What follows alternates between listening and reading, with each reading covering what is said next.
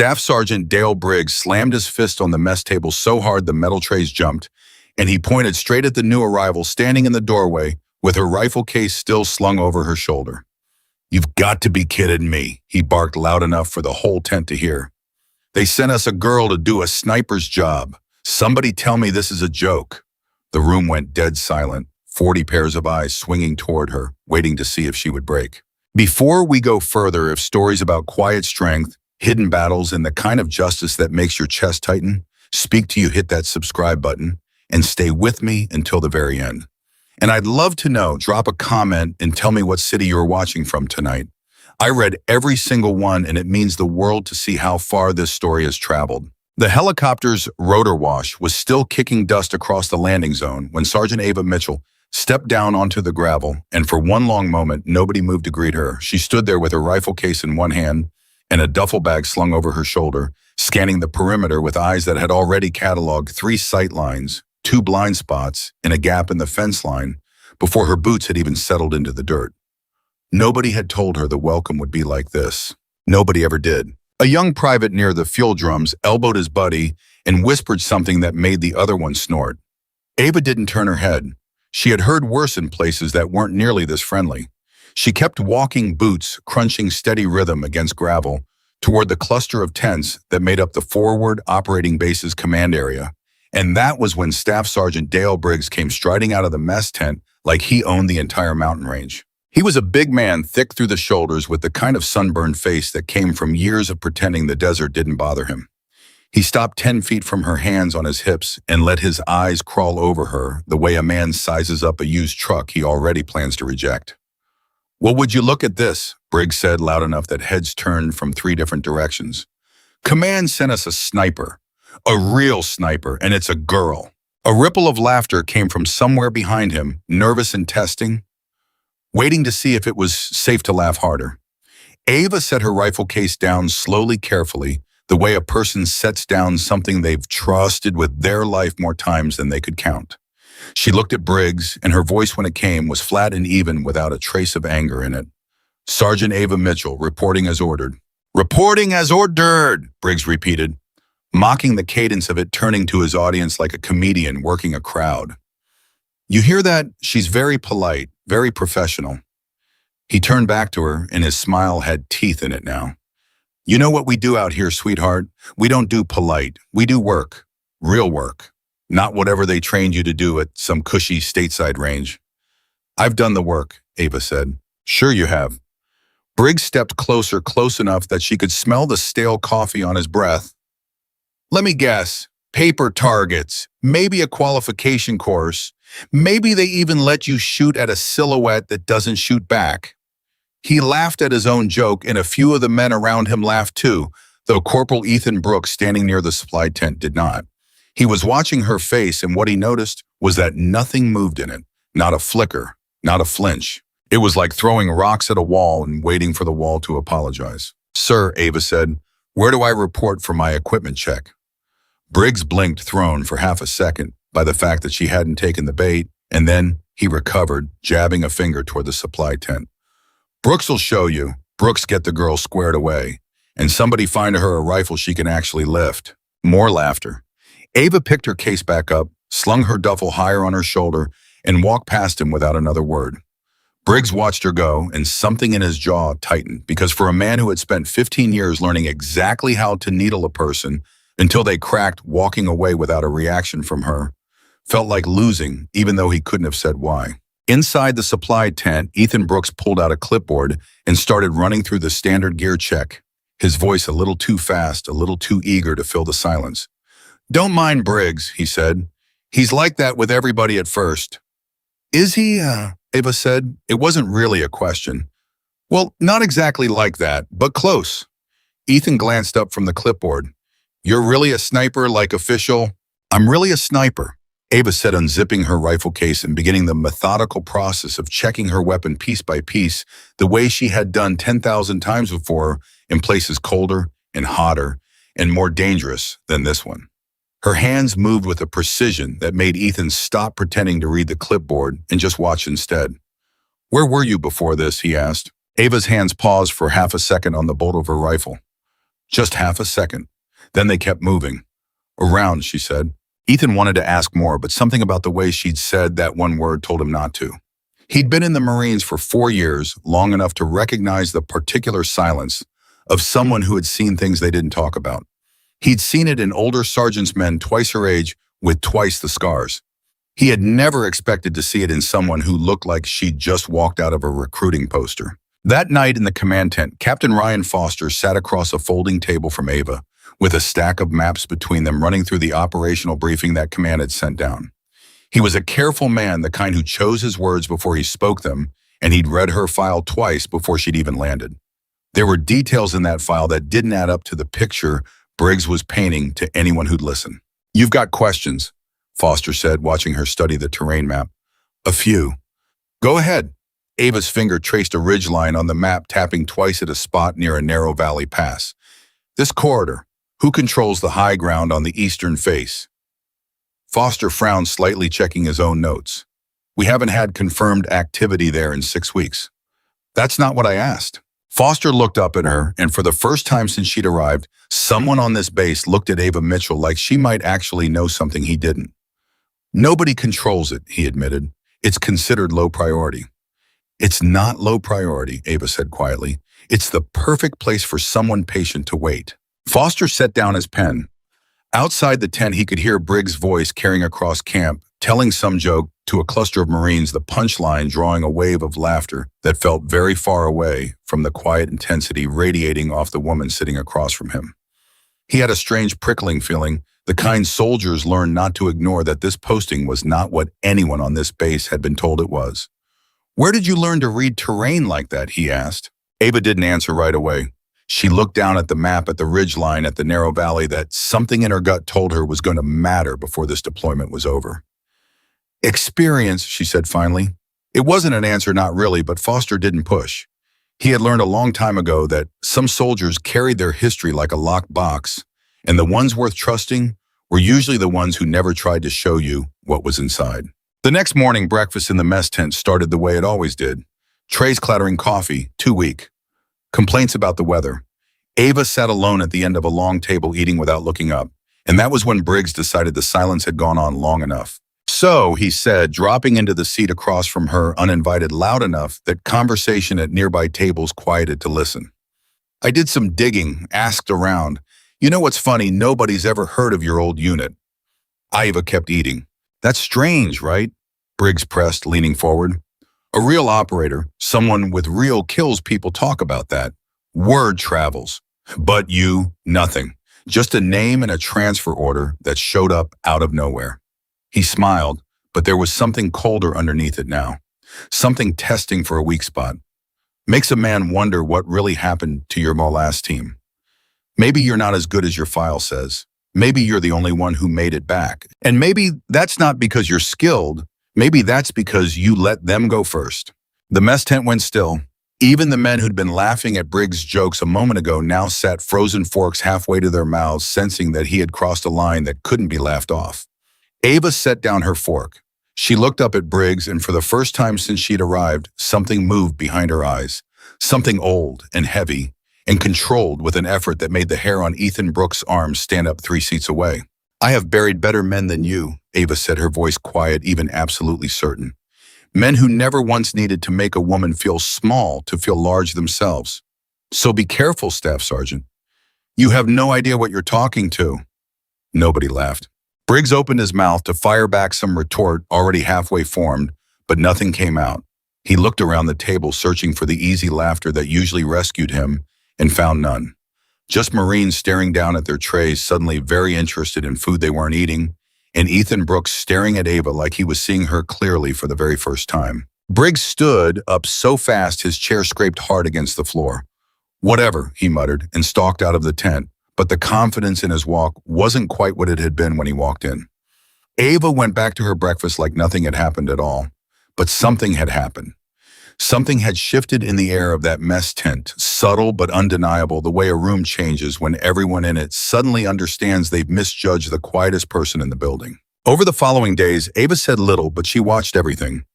She walked the perimeter twice each morning before anyone else was awake, memorizing sight lines, noting where the guard rotations left gaps, marking, in a small notebook, the places where the fence line sagged low enough for a determined man to cross unseen.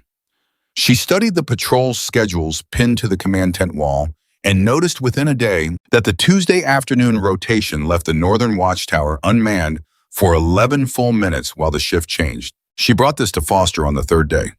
11 minutes, she said, sliding a hand-drawn diagram across his desk.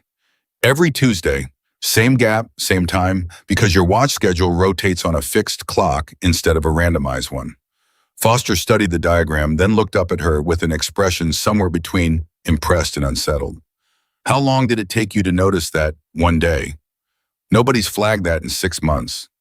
Nobody's been looking, Ava said simply. Foster changed the rotation schedule that afternoon quietly without explaining to anyone why, and if Briggs noticed the change, he said nothing about it because saying something would have meant admitting a woman he'd mocked in front of the entire base had found a hole in base security that an entire chain of command had missed. It was around this time that Ethan Brooks started finding excuses to walk with Ava during her morning perimeter checks. At first, he told himself it was because Foster had assigned him as her liaison, and it was simply part of the job. But by the fourth morning, he knew that wasn't the whole truth. He was fascinated by her in the way a person becomes fascinated by something they don't understand and desperately want to. "Can I ask you something?" he said, matching her pace along the fence line, the sun barely up the air, still cool enough to see their breath. "You can ask. Briggs said something the other day about your old unit, about you being the only one who made it back." Ethan hesitated. "Is that true?" Ava's eyes stayed fixed on the tree line in the distance, always scanning. "Some of it." "Which part?" She was quiet for a long moment, long enough that Ethan thought she wasn't going to answer at all. "I was the only one who made it back," she said finally. "That part's true. Whether it was because I let them go first like he suggested." Her voice hardened just slightly, just enough for Ethan to hear the old wound underneath it. "That part is a lie that only a man who's never buried a friend could say out loud." "I'm sorry," Ethan said quietly. "He shouldn't have said that." "No," Ava agreed. "He shouldn't have, but he did, and now I know exactly what kind of man he is, and that's useful information." "Useful how?" Ava finally looked at him, and there was something almost gentle in her expression. A crack in the armor she kept around everyone else. In this line of work, Corporal knowing who breaks under pressure and who doesn't can be the difference between a mission that succeeds and one that gets people killed. Briggs breaks. He breaks in small ways now with words, because words are the only weapon he's ever really needed. But under real pressure, real fire. A man like that either rises to something he didn't know he had, or he collapses completely. "I don't know which one he'll be yet. I hope I never have to find out." Ethan didn't have a response to that. He just walked beside her in silence, feeling for the first time since she'd arrived like he understood a fraction of what everyone else on this base was too blind or too proud to see. Word got around, as it always does on a small base, that Ava had once again outmaneuvered expectations, this time by catching a security flaw nobody else had noticed in 6 months. It didn't stop the whispers entirely. Briggs still muttered under his breath when she walked past, still made comments to the newer privates about how command was getting soft-filling billets with anyone who could pass a fitness test, regardless of what was between their legs. But the laughter that used to follow his jokes came slower now. Thinner, like people were starting to feel the discomfort of being complicit in something they weren't sure was fair anymore. Then came the day of the range demonstration. It hadn't been planned as a spectacle. Command had simply scheduled a routine long-range qualification exercise, a chance for the base's designated marksmen to confirm their zero and demonstrate proficiency at extended distances, a formality that happened every few months, regardless of who was posted where. But somehow word had spread that Ava would be shooting, and by the time she arrived at the range with her rifle case, nearly the entire base had found some excuse to be nearby. Briggs was there too, arms crossed, leaning against a support post with a smirk already fixed on his face, clearly expecting to enjoy himself. "This ought to be good," he said to the Marine beside him, just loud enough for Ava to hear as she walked past. "Let's see if she can even hit the berm." Ava said nothing. She set her case down at the firing line, opened it with the same unhurried precision she brought to everything, and began assembling her rifle piece by piece while a range safety officer called out the first target distance. 300 meters. Ava settled into position, adjusting her stance with small economical movements, her breathing already slowing into the rhythm that had kept her alive through things she never talked about. She sighted through her scope, held for a fraction of a second longer than most shooters would have needed, and squeezed the trigger. The crack of the rifle echoed off the surrounding hills. Downrange, the spotter's radio crackled. Center mass. Dead center. A murmur ran through the crowd of onlookers. Briggs's smirk flickered but held. 500 meters, the range officers called. Ava adjusted, calculating windage and elevation in her head with the same casual ease most people used to check the time. She fired again. Center strike. Confirmed. The murmur grew louder. A few Marines who'd been quietly betting against her under their breath started exchanging uncertain glances. 700 meters, the range officer called. Crosswind at 12 miles per hour, gusting. This was the distance where most shooters on the base struggled, where wind became a variable that separated adequate marksmen from exceptional ones. Ava took her time now, watching the grass in the distance bend and settle, reading the wind the way another person might read a familiar face. She made her adjustment, held her breath, and fired. Silence stretched for 3 full seconds before the spotter's voice crackled through, and this time there was something different in his tone, something like disbelief. Wind-adjusted hit. Dead center. That's a hell of a shot. The crowd had gone quiet now, entirely quiet. The kind of silence that comes when people realize they are witnessing something they will talk about for years afterward. Even Briggs had uncrossed his arms. 850 meters. The range officer called, his voice noticeably more respectful than it had been 15 minutes earlier. This was beyond standard qualification distance. This was the kind of shot that separated ordinary snipers from the handful of operators whose names got passed quietly between units, spoken with a kind of reverence usually reserved for legends. Ava took longer this time, much longer, her entire body settling into a stillness that seemed almost inhuman. Her breathing slowing to the point where Ethan Brooks, watching from 20 feet away, found himself holding his own breath in sympathy. Then she fired. The delay before the spotter's report felt like it stretched into forever, and when it came, the words landed on the crowd like a physical weight. Confirmed elimination hit. 850 meters. That is an extreme long-range confirmed strike. Nobody spoke. Nobody clapped. There was no laughter left in anyone's throat, no room for it, because what they had just watched didn't fit into the story.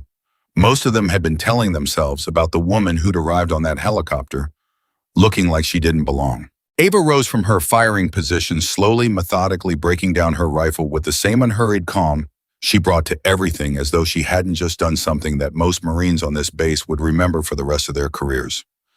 Briggs was already walking away. He didn't wait for the final confirmation to be announced.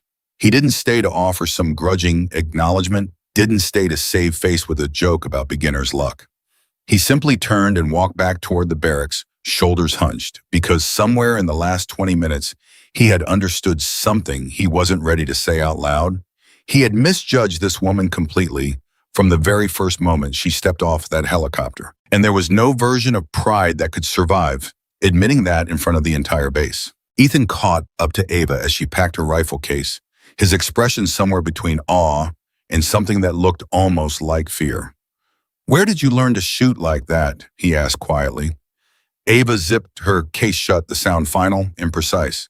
"The same place I learned everything else, Corporal. Somewhere I don't talk about doing things I don't talk about for reasons that are none of anyone's business until they need to be." "That's not an answer." "No," Ava agreed, standing and slinging the case over her shoulder. "It's not."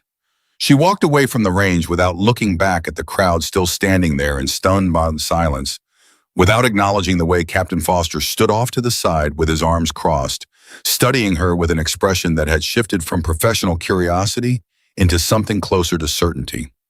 He had suspected something about her file from the moment he'd read it. Now he was almost sure. That night, Foster sat alone in the command tent long after the rest of the base had gone quiet, a single lantern burning over a file spread across his desk, a file that had arrived with her transfer orders but contained far less information than a file for a Marine of her apparent skill should have contained. Redacted lines, missing unit designations, a gap of 18 months where her service record simply went dark. He picked up the radio handset, hesitated, then set it back down. Not yet, he thought. Whatever this was, whatever she really was, it wasn't the time to ask the questions burning in the back of his mind. Not until he understood what kind of storm might be following her onto this base. Outside in the darkness beyond the perimeter fence in the hills that Ava had spent her first days quietly mapping and memorizing, something was moving that no patrol schedule, no watchtower, no 6-month pattern of no confirmed activity had accounted for. It moved slowly, patiently, the way something moves when it has been waiting a very long time for the right moment, and it was moving toward the narrow valley pass that Ava had pointed to on Foster's map on her very first night at the base. 2 days later, the base received orders for a routine medical supply convoy scheduled to move through that same valley corridor within the week. Standard Intelligence rated the road as moderate risk, nothing unusual, nothing that hadn't been run a dozen times before without incident. Ava read the mission briefing twice, then a third time, and something cold settled into her stomach. The same feeling she'd had exactly twice before in her life, both times right before everything went wrong. She found Foster at the command tent that evening, the briefing paper still in her hand. "This route," she said, "I don't like it." Foster looked up from his desk, tired, the weight of command visible in the lines around his eyes. "It's been cleared. Same corridor we've used for 3 months." "The corridor's the same," Ava said, "but something about it has changed. I can't tell you exactly what yet. I just know that when everything looks the same as it always has and something in your gut says it isn't, you're usually right, and by the time you find out why, it's already too late to matter." Foster set down his pen, studying her with an intensity that hadn't been there when she'd first arrived. "You've felt this before?" "Twice," Ava said quietly. "Both times I was right. Both times nobody listened until it was too late." The tent fell into a heavy silence, the kind that presses down on a room and makes the air feel thicker than it should. "I'll flag it for additional reconnaissance," Foster said finally. "But I can't cancel a supply run on instinct alone, Sergeant. Command needs more than a feeling." "I understand," Ava said, though something in her voice suggested she understood far better than Foster wanted her to understood the particular tragedy of being right about danger and still not being believed until the danger had already arrived. She left the command tent and walked out toward the perimeter fence, staring into the darkness where the valley pass lay hidden beyond the hills. And for a long time, she simply stood there, still and silent, the way a hunter stands when they can feel something watching them back. Behind her, unseen in the shadow of the supply tent, Staff Sergeant Dale Briggs stood with a satellite phone pressed to his ear, his voice low, urgent, speaking words that no one on this base was supposed to hear. "She's asking questions," he murmured into the phone. "About the valley, about the corridor. I don't know how, but she knows something's wrong." There was a pause, a voice on the other end that Briggs listened to with his jaw tightening. "No," he said finally. "I'll handle it. She's just a sniper. She doesn't know anything, not yet." He ended the call and slipped the phone into his jacket, glancing once toward the perimeter fence where Ava still stood, watching the darkness, with an intensity that made him suddenly deeply uneasy. For the first time since she'd arrived, Dale Briggs was no longer sure he was the one holding the power in this camp. And somewhere out beyond the wire in the hills surrounding that quiet, patient valley, the thing that Ava's instincts had been screaming about since her very first night on this base was already moving into position, waiting for the moment when the supply convoy would roll unknowingly into a trap that had been built not by chance but by someone who already knew exactly which route it would take, exactly when it would leave, and exactly who among the men guarding it could be trusted to look the other way at precisely the right moment. The morning of the convoy's scheduled departure arrived with a sky the color of dull steel, low clouds pressing down over the mountains in a way that made even the most experienced Marines on base feel a low, wordless unease they couldn't quite explain. Ava was awake before dawn, as always, walking her perimeter check, with a rifle slung across her back and a notebook of observations that had grown thicker every day since her arrival. She found Ethan already awake near the vehicle staging area, checking equipment with the kind of nervous energy that told her his instincts too were picking up on something. "You feel it too," she said, not a question. Ethan looked up at her, and for once, he didn't try to hide behind casual conversation. "I don't know what I feel. Just wrong. Like the whole camp's holding its breath." "Good," Ava said. "Trust that feeling. Most people spend their whole lives training themselves out of it, and then they wonder why they never see danger coming until it's standing right in front of them." Are you going out with the convoy? Ava's eyes drifted toward the valley pass in the distance, barely visible through the low clouds. I asked Foster for Overwatch position on the eastern ridge. He hasn't approved it yet. Why not? Because approving it means admitting he believes me, Ava said. And believing me means questioning intelligence reports that a lot of people up the chain have already signed off on. That's not an easy thing for a career officer to do on instinct alone. Ethan glanced toward the command tent. What if you're right and he doesn't approve it in time? Ava's expression didn't change, but something in her eyes went very still, very cold. The look of someone who had lived through the answer to that exact question before and had buried people because of it. Then I go anyway, she said quietly, approved or not. At that moment, Captain Foster emerged from the command tent, his face drawn tight with the particular exhaustion of a man who had spent the entire night weighing instinct against protocol, gut feeling against chain of command, and had finally reluctantly arrived at a decision. Mitchell, he called out, crossing the yard toward her. You've got your Overwatch position. Eastern Ridge like you asked. But the convoy moves on a schedule. I can't hold it any longer than I already have, without a concrete reason command will accept. Relief and dread mixed together in Ava's chest in equal measure. It wasn't everything she wanted, but it was something. Thank you, sir. Don't thank me yet, Foster said grimly. If you're wrong, I've just wasted resources and pulled a Marine off a supply mission for nothing. And if you're right, he didn't finish the sentence. He didn't need to. Ava was already moving, slinging her rifle case over her shoulder, her mind narrowing into the focused, quiet calm that came before every mission she'd ever run, the calm that had kept her alive when everyone around her had not been so fortunate. As she moved toward the vehicle that would carry her toward the eastern ridge, Briggs stepped into her path, arms crossed, his expression unreadable, in a way that was entirely new for him. Heading out, he asked. Overwatch position, Ava said, moving to step around him.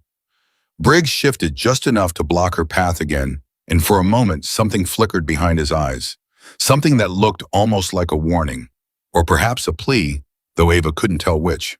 Be careful out there, he said, and there was none of his usual mockery in it, none of the sneering condescension that had defined every previous word he'd spoken to her.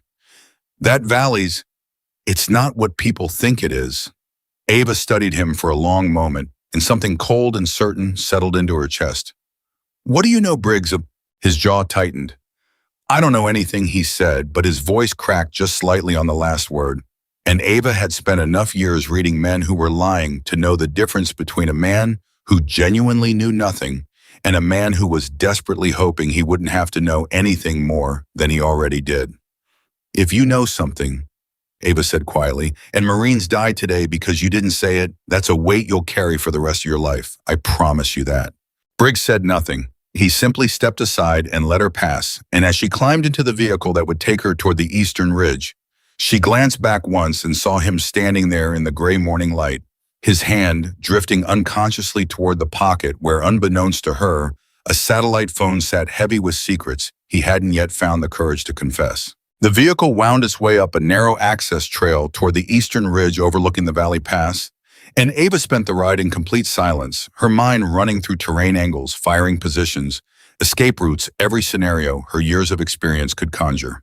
When the vehicle finally stopped near the ridge crest, she moved out on foot, covering the remaining distance alone, low and quiet, the way she had learned to move in places where being seen meant being dead. She reached her chosen position just as the first gray light of morning began to strengthen into something closer to true dawn, and she settled into a shooting position with a clear line down into the valley pass below, checking her rifle, checking her spotting scope, checking the wind, checking everything twice.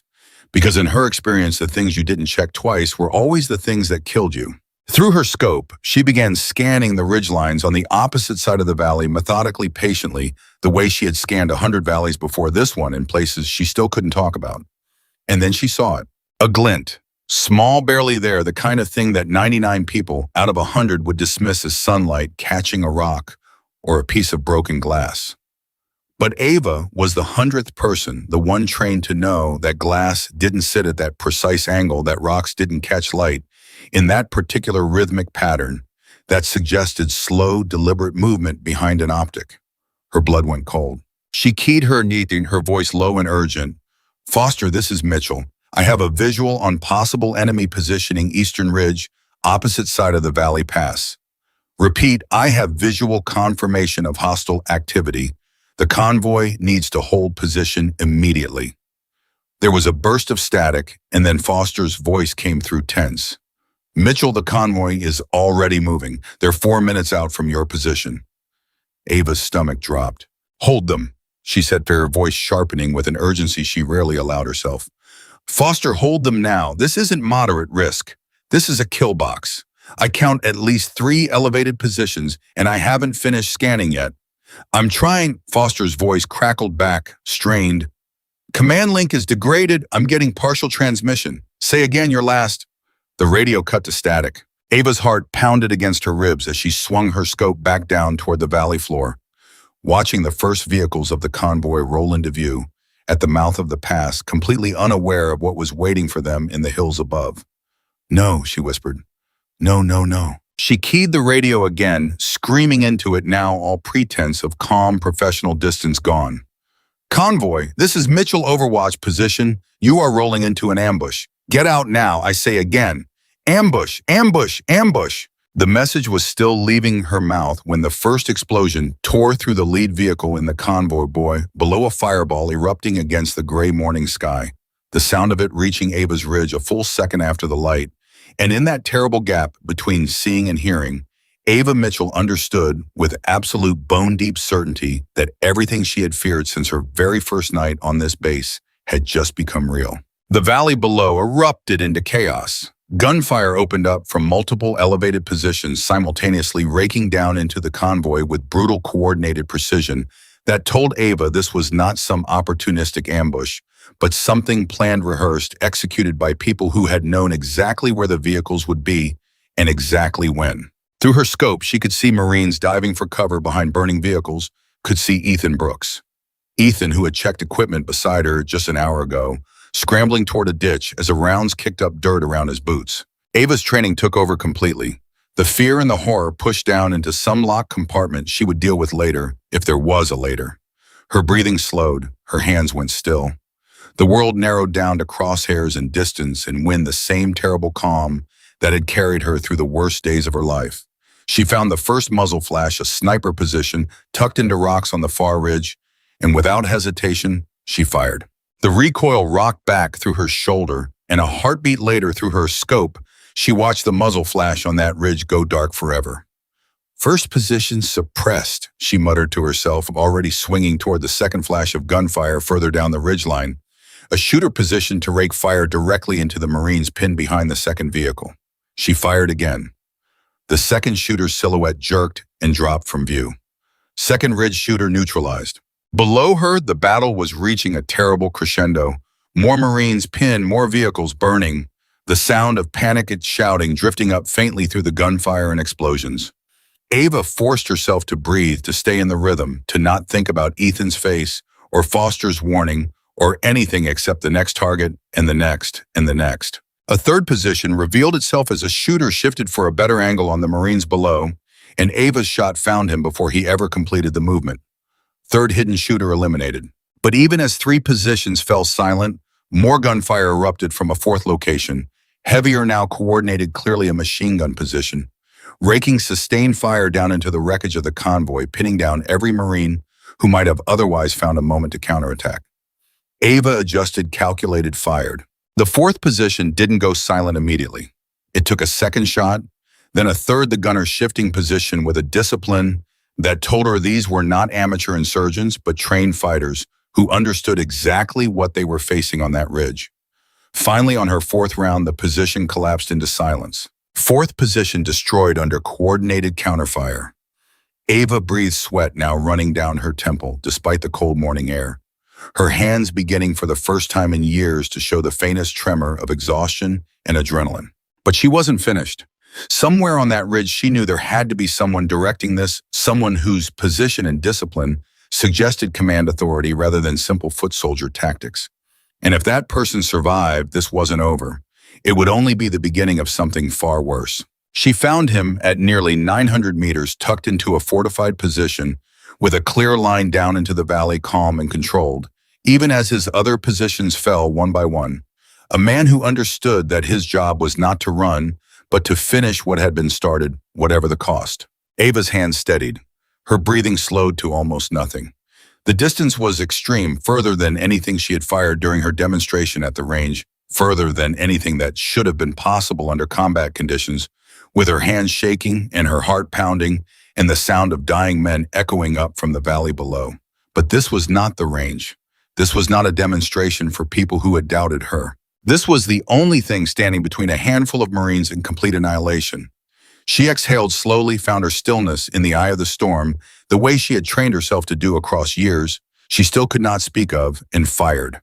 The command position on the ridge went silent. Fifth position, Ava whispered into the sudden ringing quiet that followed. Command sniper, 980 meters, confirmed kill. For a long moment, the valley below fell into an eerie stillness. The gunfire finally stopping, smoke rising in thick black columns from the burning vehicles. The only sound, the distant crackle of flames, and faintly the groans of wounded men beginning to move again, now that the deadly rain from the ridgeline had finally stopped. Ava lowered her rifle with hands that were shaking now fully and completely, the adrenaline finally breaking through the wall of discipline she had held for the last several minutes. She keyed her radio with trembling fingers. "Foster," she said, her voice raw. "Foster, do you copy? All hostile positions on the eastern ridge are neutralized. I need medevac to the convoy position immediately." Static crackled, and then Foster's voice came through, shaken but alive. "Copy that, Mitchell. Medevac inbound. God, Mitchell, how many were there?" "5," Ava said quietly, staring down into the smoke-filled valley where Marines were beginning to emerge from cover, checking on each other, dragging wounded toward whatever shelter remained. 5 positions, all coordinated, all timed perfectly to hit the convoy exactly where visibility was worst and cover was thinnest. There was a pause on the radio, heavy with the weight of what she wasn't saying yet. "That's not luck," Foster said slowly. "That's not opportunity. That's planning." "Yes," Ava said, her eyes narrowing as she scanned the smoking wreckage below, already feeling the cold certainty crystallizing in her chest that this ambush, precise and devastating as it was, had not been the end of the danger threatening this base. It had only been the visible part of something far larger, something that had required knowledge no outside enemy should have possessed. Knowledge of routes and schedules and gaps in security that only someone inside the wire could have provided. "Foster," Ava said quietly, her gaze drifting back toward the base, toward the command tent, toward the memory of Briggs standing in her path that morning, with his hand drifting toward his jacket pocket, and words tumbling out of him that had sounded almost like a warning, almost like a confession he hadn't quite found the courage to finish. "Foster," she said again, "I don't think the enemy that did this was only outside the wire." The radio went silent for a long moment. "Say again, Mitchell." Ava's jaw tightened as she began climbing down from her overwatch position, moving fast now, her rifle slung across her back, her mind already racing 3 steps ahead toward a conclusion she didn't want to reach, but couldn't ignore. "I think we have a problem inside our own camp," she said, "and I think I know exactly where to start looking."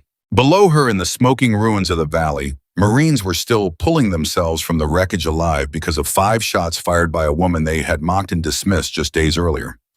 And above the valley in the cold morning air, Ava Mitchell began the long walk back toward the base, carrying with her the terrible certain knowledge that the true battle, the one that would decide everything, had not happened in that valley at all. It was only just beginning.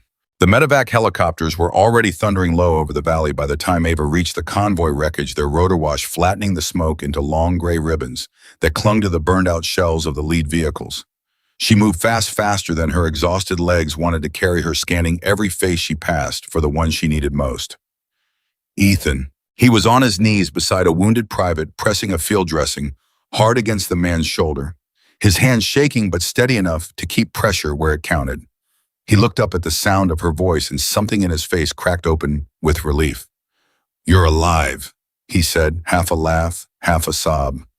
"I saw the ridge light up, and I thought—" "I'm fine," Ava said, dropping to a crouch beside him, checking the wounded man's pulse with practiced fingers.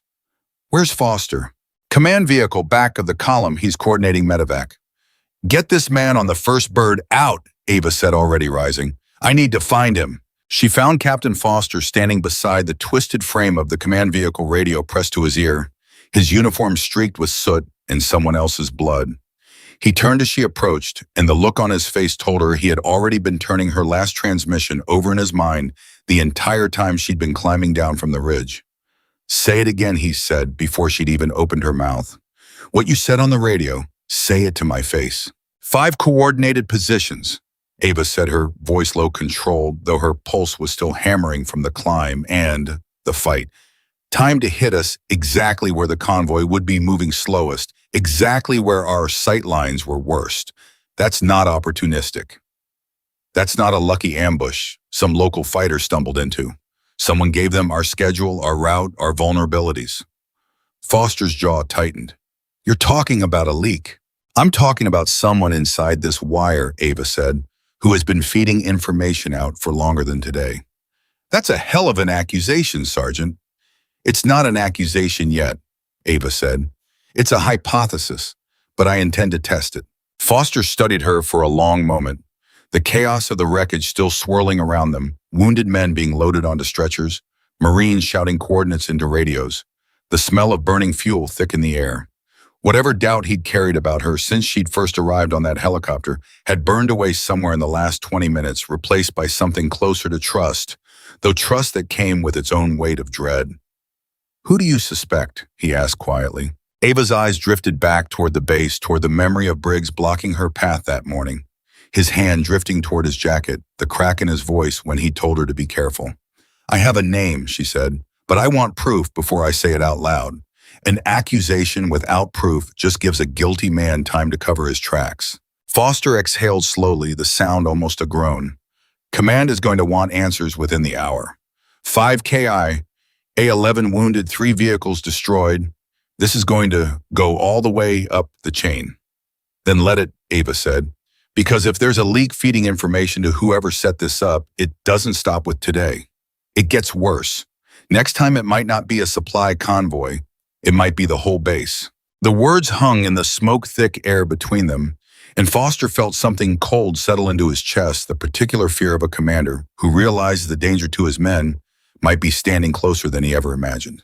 By the time the last of the wounded had been loaded and the convoy's survivors made their slow, shaken way back to base, the sun had climbed high enough to burn off the morning's gray clouds, though nothing about the mood on base had lightened to match it. Marines moved through the camp in near silence, faces pale, hands still trembling from adrenaline that had nowhere left to go. Somewhere near the medical tent, a young private sat alone on an ammo crate staring at nothing, and Ava recognized in his face the particular hollow look of a man who had watched friends die and hadn't yet found the place inside himself to put it. She didn't stop to comfort him. Not yet. There would be time for that later if there was a later at all. Right now, every minute mattered. She found Ethan near the motor pool helping unload the wounded, his hands finally still now that the immediate crisis had passed, though his eyes still carried the wide, unsettled look of someone who had crossed a line today he could never uncross. "I need your help," Ava said, pulling him aside. "Anything," Ethan said immediately and meant it. "I need to know everyone who had access to this week's convoy schedule. Not just who was briefed, who could have seen it copied, it passed it along even accidentally." Ethan's brow furrowed. "You think someone leaked the route?" "I know someone leaked the route," Ava said. "What I don't know yet is who." "That's half the base, Ava. The schedule's posted in the command tent. Anyone with clearance walks past it a dozen times a day." "Then narrow it," Ava said. "Who had motive? Who had opportunity to communicate outside the wire? Who's been acting strange?"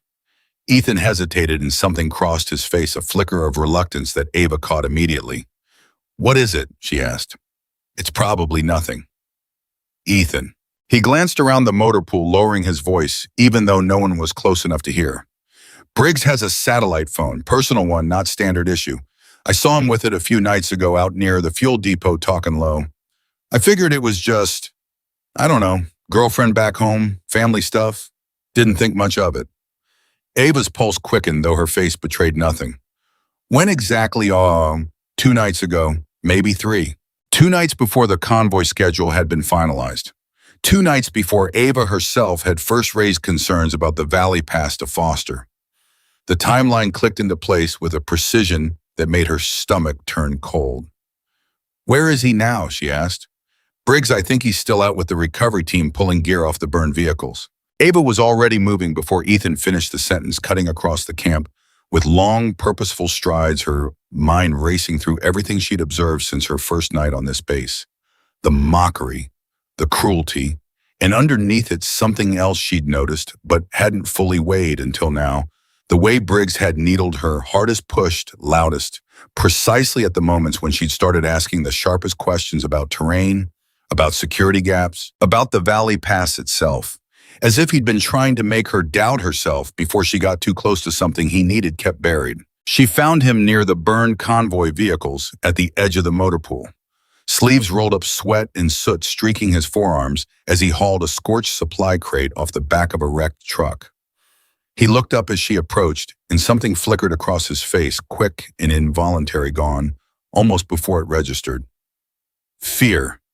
"Mitchell," he said, forcing his voice into something like normal. "Heard you did some shooting up on that ridge. Command's saying you saved the whole column." "We need to talk," Ava said. "About what?" "About the phone call you made 2 nights ago, near the fuel depot." Briggs's hands went still on the crate. For a long moment, he didn't say anything at all. And in that silence, Ava had all the confirmation she needed, though it still wasn't proof, not the kind that would hold up to a formal inquiry. "I don't know what you're talking about," he said finally, but his voice had lost its usual bite. "Ethan saw you," Ava said. "Personal satellite phone, low voice. 2 nights before a convoy walked into an ambush that killed 5 of your fellow Marines." "That doesn't mean anything," Briggs snapped, dropping the crate harder than necessary. "Lots of guys have personal phones. You want to arrest me for calling my sister?" "Is that who you called?" "Yes." "Then you won't mind if the phone gets checked." Something shifted behind Briggs' eyes, a calculation fast and desperate. "You don't have the authority to search my personal property." "No," Ava agreed. "But Captain Foster does, and after what happened this morning, I don't think he's going to hesitate to use it."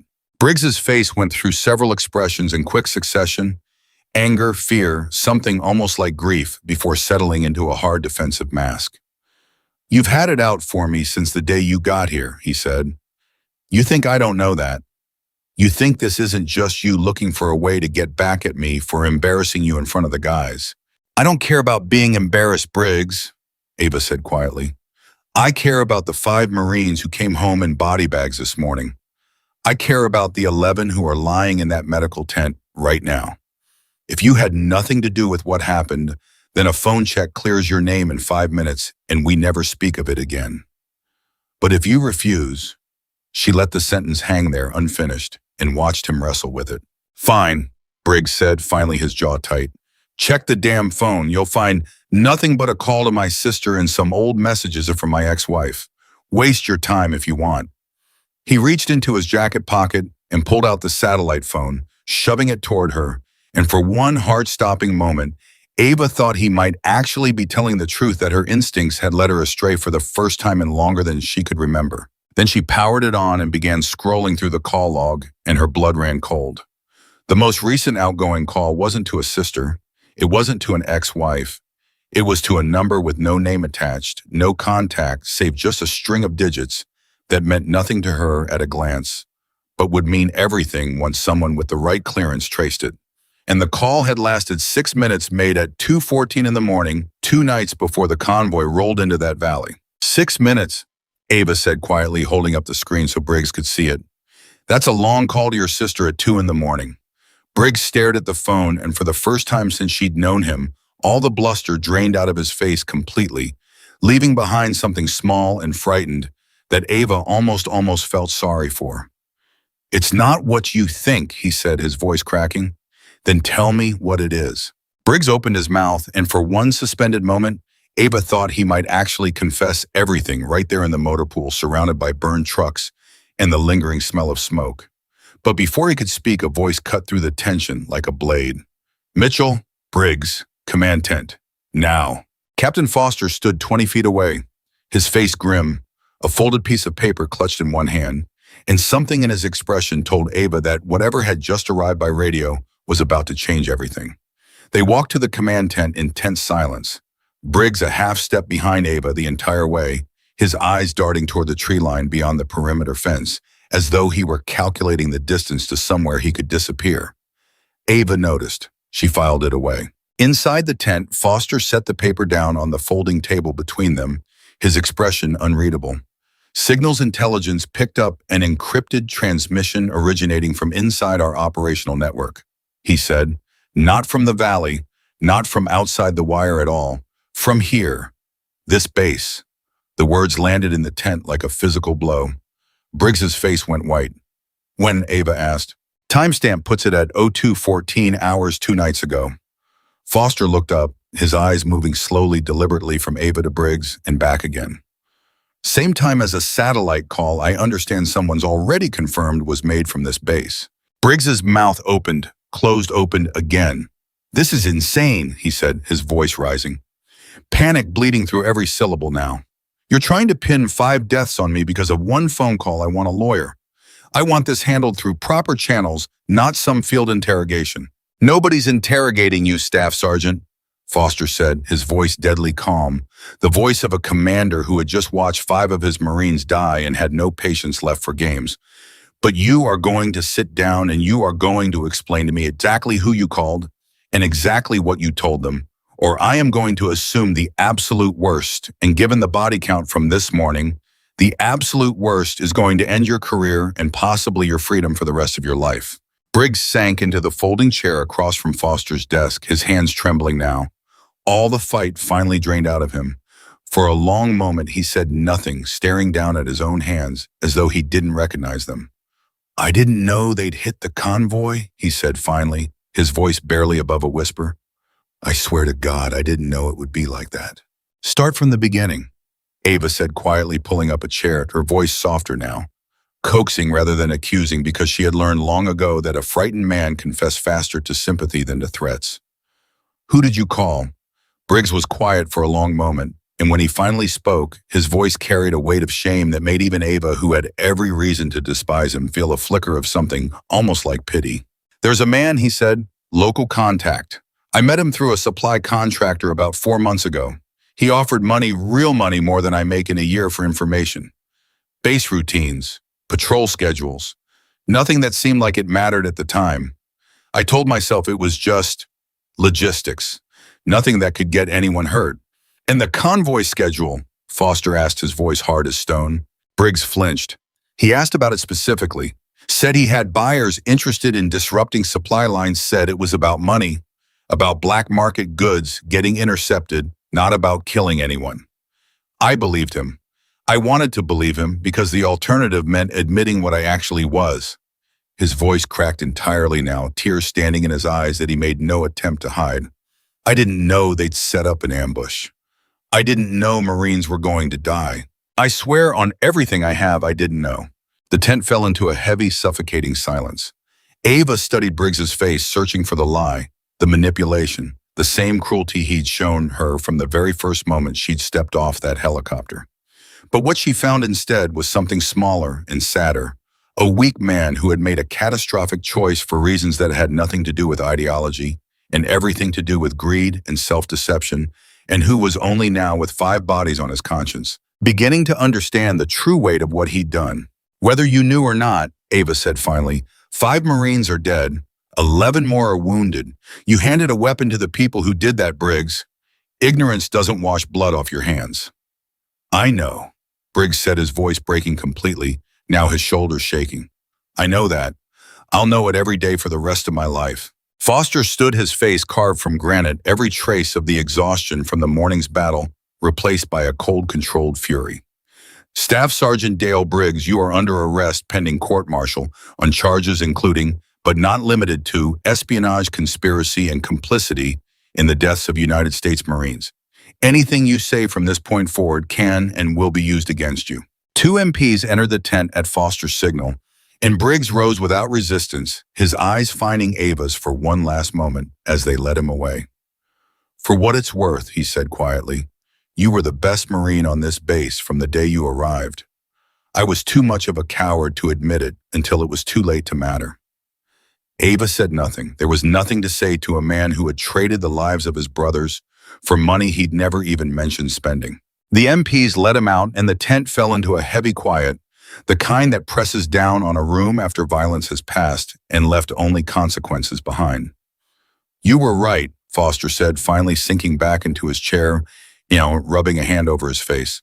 About all of it. The corridor, the leak, Briggs. I should have listened to your instincts from the beginning instead of waiting for proof. You listened when it mattered, Ava said. That's more than most commanders would have done. Foster looked up at her, something complicated moving behind his eyes. There's something else, he said slowly. Something I haven't told you yet because I wasn't sure how or whether it was even my place to. Ava's instincts prickled immediately, the same cold certainty she'd felt standing on that ridge before the first explosion tore through the valley. Tell me. Foster reached into his desk drawer and pulled out a thin folder, sliding it across the table toward her. This came down through a separate channel 6 weeks before you were assigned here.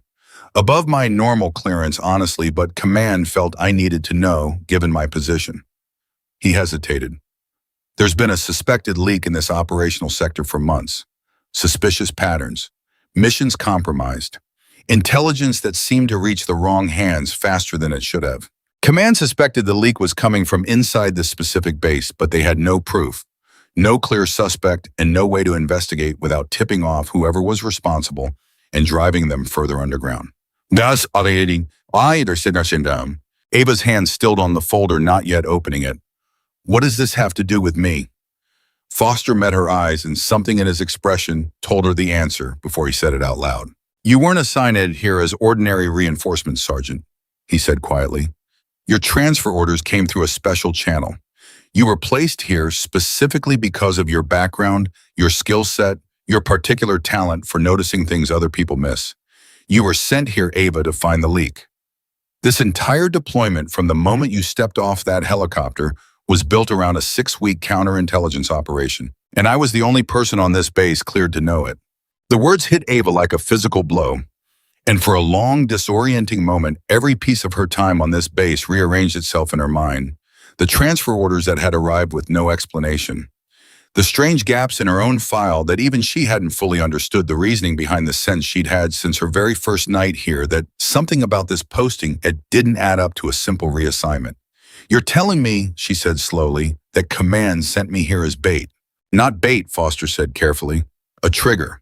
Someone whose skill would be impossible to ignore, whose presence would force whoever was leaking information to either expose themselves through overreaction or to make a mistake, trying to neutralize a threat they couldn't predict or control. Briggs's hostility toward you from day one, the way he escalated so quickly, so publicly, command theorized that whoever was compromised would see you as a threat to be managed one way or another. And they were right. Ava sat in silence, processing the enormity of what she'd just been told, feeling a strange mixture of anger and grim vindication settle into her chest. She had spent every day since her arrival believing she was simply enduring another posting, another set of men who needed to be shown the hard way that she belonged. She hadn't realized she was a weapon being deployed with surgical precision against an enemy that had been hiding in plain sight for months. You could have told me, she said finally, her voice tight. I couldn't, Foster said, and there was genuine regret in his voice now. If you'd known from the beginning, your behavior might have changed in ways that tipped off whoever was compromised before we had a chance to identify them. The operation only worked because your reactions, your instincts, your investigation, and all of it was real, genuine. That's precisely what made it effective. Ava absorbed this in silence, and slowly, despite the anger simmering beneath her calm exterior, she understood the brutal logic of it. She had been the perfect instrument for exactly this operation, not because she'd been told what to look for, but because she hadn't needed to be told. Her instincts, honed across years of experience she still refused to speak about openly, had done exactly what command had hoped they would do, faster and more effectively than any briefed operative might have managed. Does anyone else know, she asked, about the operation, about my real purpose here? No one, Foster said. Not Ethan, not the rest of the unit. As far as anyone else on this base is concerned, you're exactly what your orders say. You are a sniper, reinforcement, nothing more. And Briggs, is he the only one? Or is there someone else still out there, still compromised, still feeding information to whoever's on the other end of that satellite line? Foster's expression darkened. That, he said, is the part of this that worries me most. Briggs was a source, a weak, greedy man who sold information for money without fully understanding the consequences. But someone recruited him. Someone identified him as a vulnerability and exploited it with patience and precision. That kind of operation doesn't usually rely on a single point of failure. The implications settled over Ava like a physical weight. Briggs's arrest wasn't the end of this. It was at best the removal of one thread from a web that might extend far beyond this single base into networks and connections she couldn't yet see. "We need Briggs's phone analyzed immediately," she said, already moving into the focused, methodical mindset that had carried her through the ambush hours earlier. Every number, every contact, every message. If he was recruited, there's a recruiter, and that person is still out there, still operating, possibly still watching this base right now to see how we respond to losing their source. "I've already flagged it for immediate forensic analysis," Foster said. "Results should come back within 24 hours. "That's not fast enough," Ava said. "If whoever's on the other end of that connection realizes Briggs has been arrested, they'll go dark, immediately destroy every trace, disappear into whatever network protects them. We have a very narrow window before that happens." Foster studied her for a long moment, and something in his expression shifted in acknowledgement that the woman sitting across from him had moved in the span of a single conversation from subject of a counterintelligence operation to its most valuable asset. "What do you need?" he asked. "Full access to the phone's data the moment it's extracted," Ava said. "And I need to speak with Briggs again, alone, before he has time to fully process what's happening to him and shut down completely."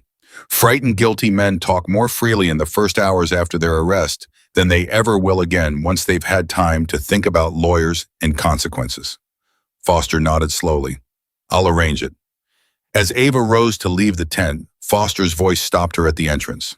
"Ava," he said, using her first name for the first time since she'd arrived, and something in the shift told her this next part mattered to him personally, not just professionally. "For what it's worth, I know this wasn't fair to you. Being used this way without your knowledge or consent while enduring everything Briggs and the others put you through. You deserve better than being treated like a tool in someone else's chess game." Ava paused at the tent flap, considering his words, feeling the weight of everything that had happened settle into some place inside her that she would need time later to fully process. "I've been a tool in worse games than this one," she said finally, her voice quiet but without bitterness. "At least this time, the tool got to choose how sharp it wanted to be." She stepped out of the tent into the harsh midday sun, the camp around her still buzzing with the aftermath of the ambush, medics moving between tents, Marines gathering in small, shaken clusters to process what they'd survived. She found Ethan near the medical tent, sitting on an overturned crate, his hands finally steady, his eyes red-rimmed from exhaustion and grief. "Is it true?" he asked as she approached. "Briggs, all of it." Word traveled fast on a small base, faster than any official announcement could contain it. "It's true," Ava said, sitting beside him. Ethan shook his head slowly, staring at the ground. "I served with that man for 8 months, 8 meals with him, trusted him to watch my back on patrol." His voice cracked. "How do you miss something like that? How do you serve beside someone for that long and not see what they really are?" "You don't always see it," Ava said. "That's the nature of betrayal. It doesn't announce itself. It hides behind ordinary faces, ordinary conversations, ordinary jokes at breakfast. The only defense is staying alert even when everything looks normal, especially when everything looks normal, because that's exactly when people let their guard down." Ethan was quiet for a moment. "Is that what you were doing? This whole time, staying alert?" Ava considered how much to tell him, weighing the operational secrecy Foster had sworn her to against the simple human decency of not lying to someone who had shown her nothing but kindness since the moment she'd arrived. "I was doing what I always do," she said, which was true even if it wasn't the whole truth. Watching, listening, trying to see what other people miss. Ethan looked at her for a long moment, something searching in his expression, and Ava wondered if he sensed there was more beneath her words than she was willing to share. But he didn't press, and for that she was grateful. "What happens now?" he asked instead. "Now," Ava said, rising from the crate, her eyes drifting back toward the command tent where Foster was already coordinating with signals, intelligence to trace every digit from Briggs's satellite phone. "We find out how deep this actually goes. That evening, as the sun began its slow descent behind the mountains, painting the sky in colors that felt almost obscenely beautiful given the horror the day had contained, Ava sat alone outside the interrogation tent where Briggs was being held, waiting for the moment Foster had promised her a chance to speak with him alone, before lawyers and formal proceedings closed the small window of raw, unguarded honesty that fear had cracked open in him. Inside, when she finally entered, Briggs looked up at her with the hollow, sunken eyes of a man who had spent the last several hours confronting exactly what he'd become. "Come to gloat," he asked, though there was no venom left in his voice, only exhaustion. "Come to ask you to help me stop whoever did this from hurting anyone else," Ava said, sitting across from him. "Whatever happens to you now, Briggs, that part is out of my hands and out of yours. But you can still do one right thing before this is over. Tell me everything about the man who recruited you. Every detail.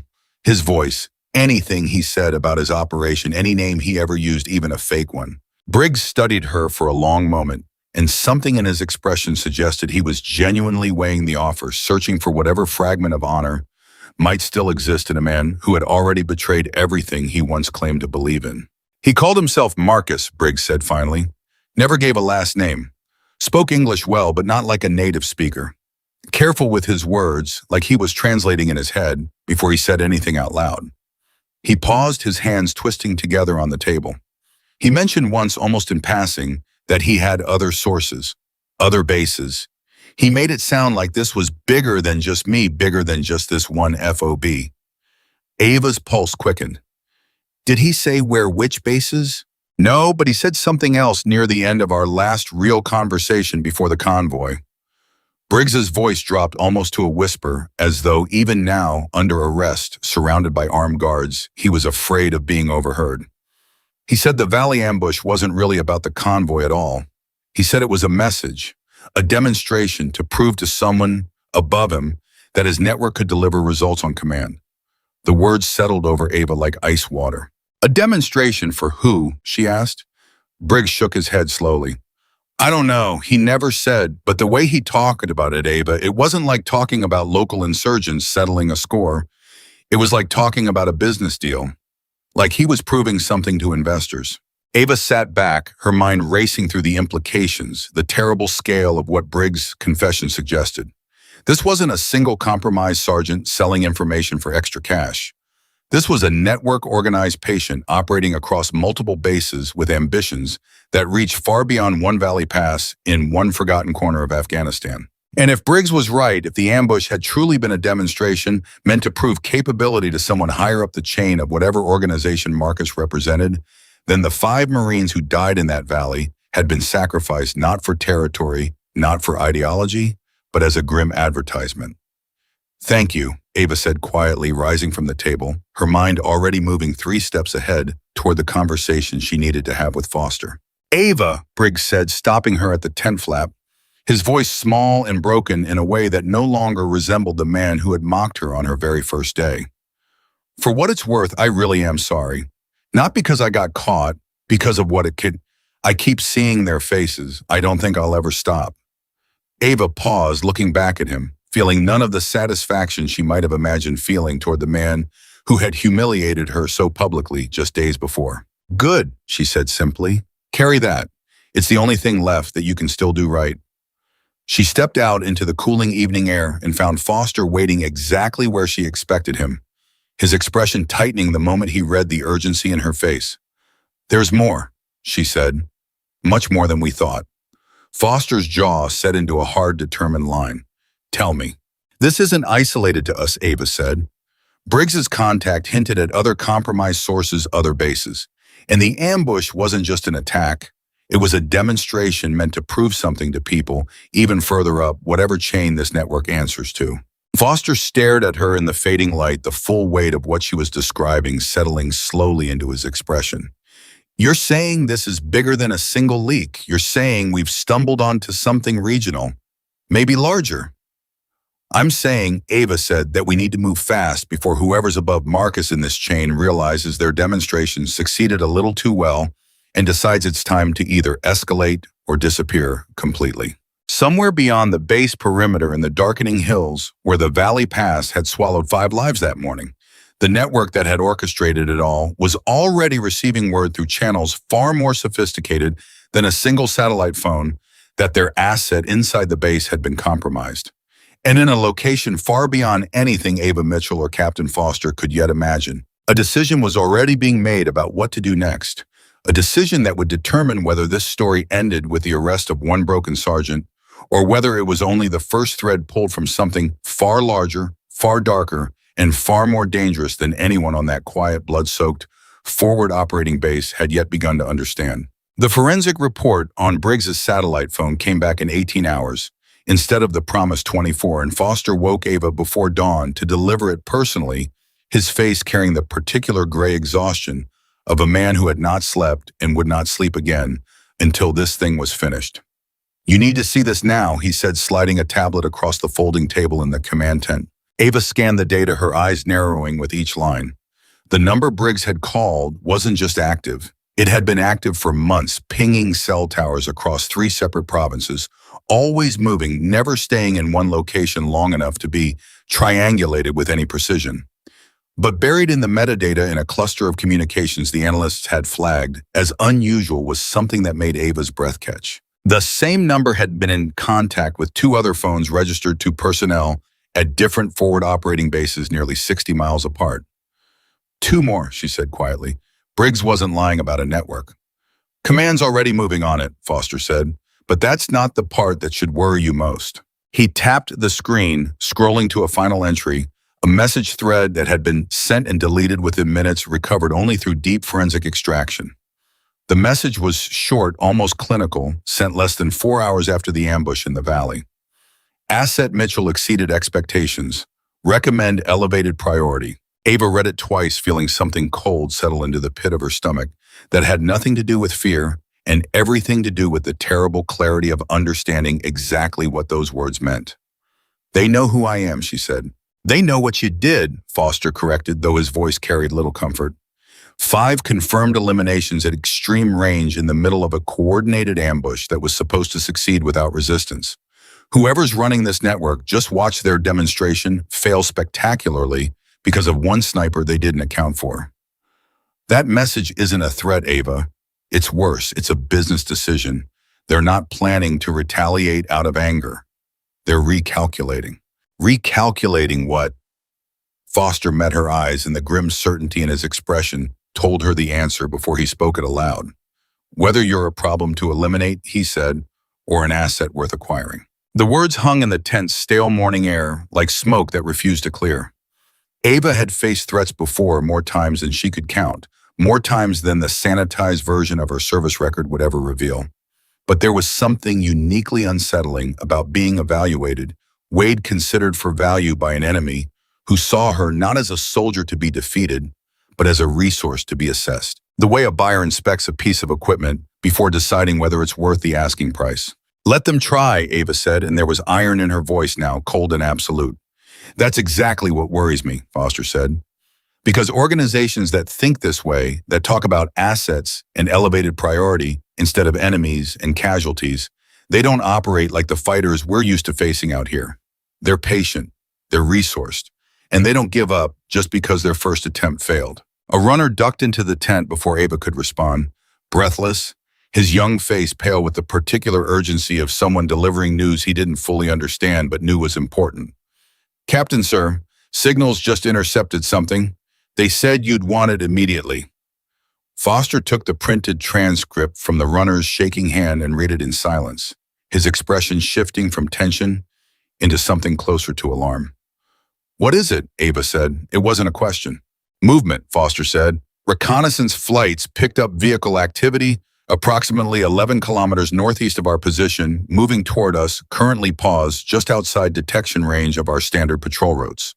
He looked up at her. 6 vehicles, organized formation, moving with a discipline that doesn't match typical insurgent activity in this region. Ava was already on her feet, her mind snapping into the same crystalline focus that had carried her through the ambush the previous day. How long until they could reach the base? If they're planning a direct assault, 2 hours, maybe less. And if they're not planning a direct assault, Foster's jaw tightened. Then I don't know what they're planning, and that scares me more. Outside the command tent, the base was beginning to stir, with the particular tension of soldiers who could sense even without official announcement that something dangerous was approaching. Ava found Ethan near the ammunition depot, already moving with purpose, distributing extra magazines to Marines who were checking their weapons, with the grim efficiency of men who had buried friends only yesterday and had no intention of losing more today. "You heard," Ava said, falling into step beside him. "Whole base heard within 10 minutes, Ethan said, not looking up from the crate he was unpacking. "Foster doesn't waste time keeping secrets when lives are on the line." He paused, glancing sideways at her. "You think it's them? The people behind the ambush?" "I think," Ava said carefully, "that whoever ordered yesterday's ambush just found out it failed because of me specifically, and now there's a formation of vehicles heading this direction that doesn't move like the insurgents we usually deal with. I don't believe in coincidences that convenient."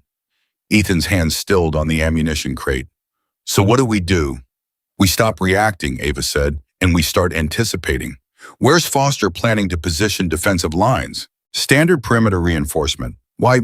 "Because standard isn't going to be enough," Ava said, already turning toward the command tent, her mind racing through terrain, angles, choke points, everything she'd cataloged in her notebook since the very first morning she'd walked this base's perimeter. If this is the same network that planned the Valley ambush with that level of precision, they're not going to throw 6 vehicles at a fortified position head on. That's not how patient people operate. There's something else happening that we're not seeing yet. She found Foster hunched over the terrain map exactly where she expected him, already deep in the calculations of defensive strategy. "I need to say something," Ava said, "and I need you to actually consider it instead of dismissing it as instinct without evidence, because that instinct has been right every single time since I arrived on this base." Foster looked up, and something in his expression told her he had already learned that lesson thoroughly enough not to need reminding. "Talk." 6 vehicles moving in disciplined formation, pausing just outside our detection range, Ava said, tapping the map. "That's not an assault force preparing to charge a fortified position. That's a demonstration force. Or a diversion." "Diversion from what?" "That's what worries me," Ava said, "because I don't know yet. But if I were running this operation and my last attempt to disrupt this base failed, because a single sniper dismantled 5 prepared positions in under 10 minutes, I wouldn't send my next wave in for a repeat performance against an enemy who's already proven capable of that. I'd use the visible threat to draw attention and resources toward the front, while the real move happened somewhere else entirely." Foster's eyes moved across the map, tracing the base's perimeter. The supply routes, the vulnerable points Ava had documented over her days of quiet reconnaissance. Somewhere else, like where Ava's finger moved to a spot on the map that made her blood run cold the moment she considered it. The detention area, where Briggs is being held. Foster went very still. "You think they're coming for him?" "I think," Ava said, "that a man who sold information for money is worth far more to this network dead and silent than alive and talking to counterintelligence officers. Especially now that they know we've identified him, arrested him, and started pulling threads from his phone that already led us to 2 more compromised assets at other bases. If Briggs starts naming names under formal interrogation, this network's entire operation across multiple locations could unravel. That's not a risk they can afford to take." The full weight of what she was suggesting settled over the tent like a physical pressure. Foster grabbed his radio, immediately barking orders to reinforce the detention area, but even as the words left his mouth, Ava was already moving her instincts, screaming that whatever was about to happen, it was happening faster than anyone anticipated. She reached the detention area just as the first explosion tore through the perimeter fence 200 meters to the west, a diversionary charge that sent Marines scrambling toward the breach, exactly as Ava had feared, drawing eyes and rifles away from the smaller, quieter structure where Briggs sat under guard. "Eyes on the detention tent!" Ava shouted, sprinting the final distance, her rifle already coming off her shoulder. "This is the diversion. This is the diversion. Do not pull the detention guards." But confusion was already spreading through the camp, radios crackling with conflicting reports, Marines torn between the explosion at the western fence and the urgent warning coming from a sergeant who, despite everything she'd proven over the past 2 days, was still fighting the base's ingrained instinct to respond to the loudest threat rather than the smartest one. Ava reached the detention tent to find 2 guards still in position. weapons raised, scanning the darkness beyond their small perimeter of light with the tense alertness of men who understood, even without her warning fully reaching them, that something was wrong. "Anyone approach?" Ava asked, breathless. "Negative, Sergeant, but—" The guard's sentence died in his throat as a suppressed round took him in the shoulder, spinning him backward before he even registered the muzzle flash from the darkness beyond the tent line. Ava was moving before he hit the ground, dragging him back behind cover as the second guard opened fire blindly into the shadows. "Hold your fire! Identify your target!" Ava snapped, scanning the darkness through her scope with the same predatory calm that had carried her through the valley ambush, refusing to let panic dictate her actions even as adrenaline screamed through her veins. There, a shape, low and fast, moving between two supply crates 30 meters out, clearly trained, clearly professional, nothing like the disorganized insurgent fighters this base typically dealt with. Ava fired once and the shape dropped and didn't move again. "Contact 30 meters southwest of the detention tent," she called into her radio, already swinging her rifle toward a second point of movement she'd caught at the edge of her peripheral vision. "Multiple hostiles. This is not the diversion. Repeat, the real assault is on the detention area." Inside the tent, she could hear Briggs shouting, panicked, pulling against restraints that suddenly represented not safety, but a death sentence if the men coming for him succeeded. Ava fired again, catching a second shape as it broke from cover, and for a moment the assault seemed to hesitate. Whoever remained recalculating in the face of resistance, they hadn't expected to encounter this quickly. Then Ethan arrived, breathless, 3 Marines behind him, having finally cut through the confused chaos of radio chatter to understand where the real threat lay. "Perimeter secure at the fence. That explosion was a diversion, just like you said," Ethan gasped, dropping into cover beside her. "Foster's rerouting everyone back this direction now." "Too slow," Ava muttered, tracking movement through her scope. "They're already inside the wire." A third shape emerged from the darkness, moving with terrifying speed directly toward the detention tent's entrance. And Ava understood in that instant that this man wasn't trying to extract Briggs. He was trying to silence him permanently before reinforcements could arrive. She fired, catching him mid-stride, and he collapsed just 3 meters from the tent flap, close enough that Ava could hear Briggs's terrified sobbing through the canvas wall. For a long, suspended moment, the darkness beyond the tent went silent. "Status," Ava called out, not lowering her rifle, every instinct still screaming that this wasn't over. "No further movement," one of the Marines reported, sweeping the perimeter with a handheld light. Foster arrived moments later with a full response team, his face carved from stone as he took in the scene. The 3 fallen attackers, the wounded guard being tended by a medic, Ava still crouched in firing position, scanning the darkness for a threat that had for the moment retreated. "Report," he said. 3 hostiles, down, professional operators, not local insurgents," Ava said, finally lowering her rifle. "The explosion at the fence was exactly what I feared. A diversion to pull our attention while a dedicated team came for Briggs." Foster's jaw tightened as he looked toward the detention tent, where Briggs's terrified sobbing had finally quieted into shaking, disbelieving silence. "They tried to kill their own source rather than risk him talking." "That confirms everything," Ava said. "This isn't a loose network of opportunists. This is an organized operation with resources, discipline, and the willingness to eliminate their own people the moment those people become liabilities. Briggs isn't just a suspect anymore. He's a witness who almost got murdered for what he knows." Inside the tent, when Ava finally entered to check on him, Briggs was shaking so violently he could barely speak. His face streaked with tears, the reality of what had almost happened finally completely shattering whatever composure he'd managed to hold on to since his arrest. "They tried to kill me," he said, his voice cracking. "My own people, the ones I was working for, they sent men to kill me." "Yes," Ava said simply, sitting across from him, offering no false comfort because false comfort wasn't what this moment required. "Why?" Briggs asked, and there was genuine broken confusion in his voice, the particular bewilderment of a man realizing too late that the people he'd trusted with his loyalty had never valued him as anything more than a disposable tool.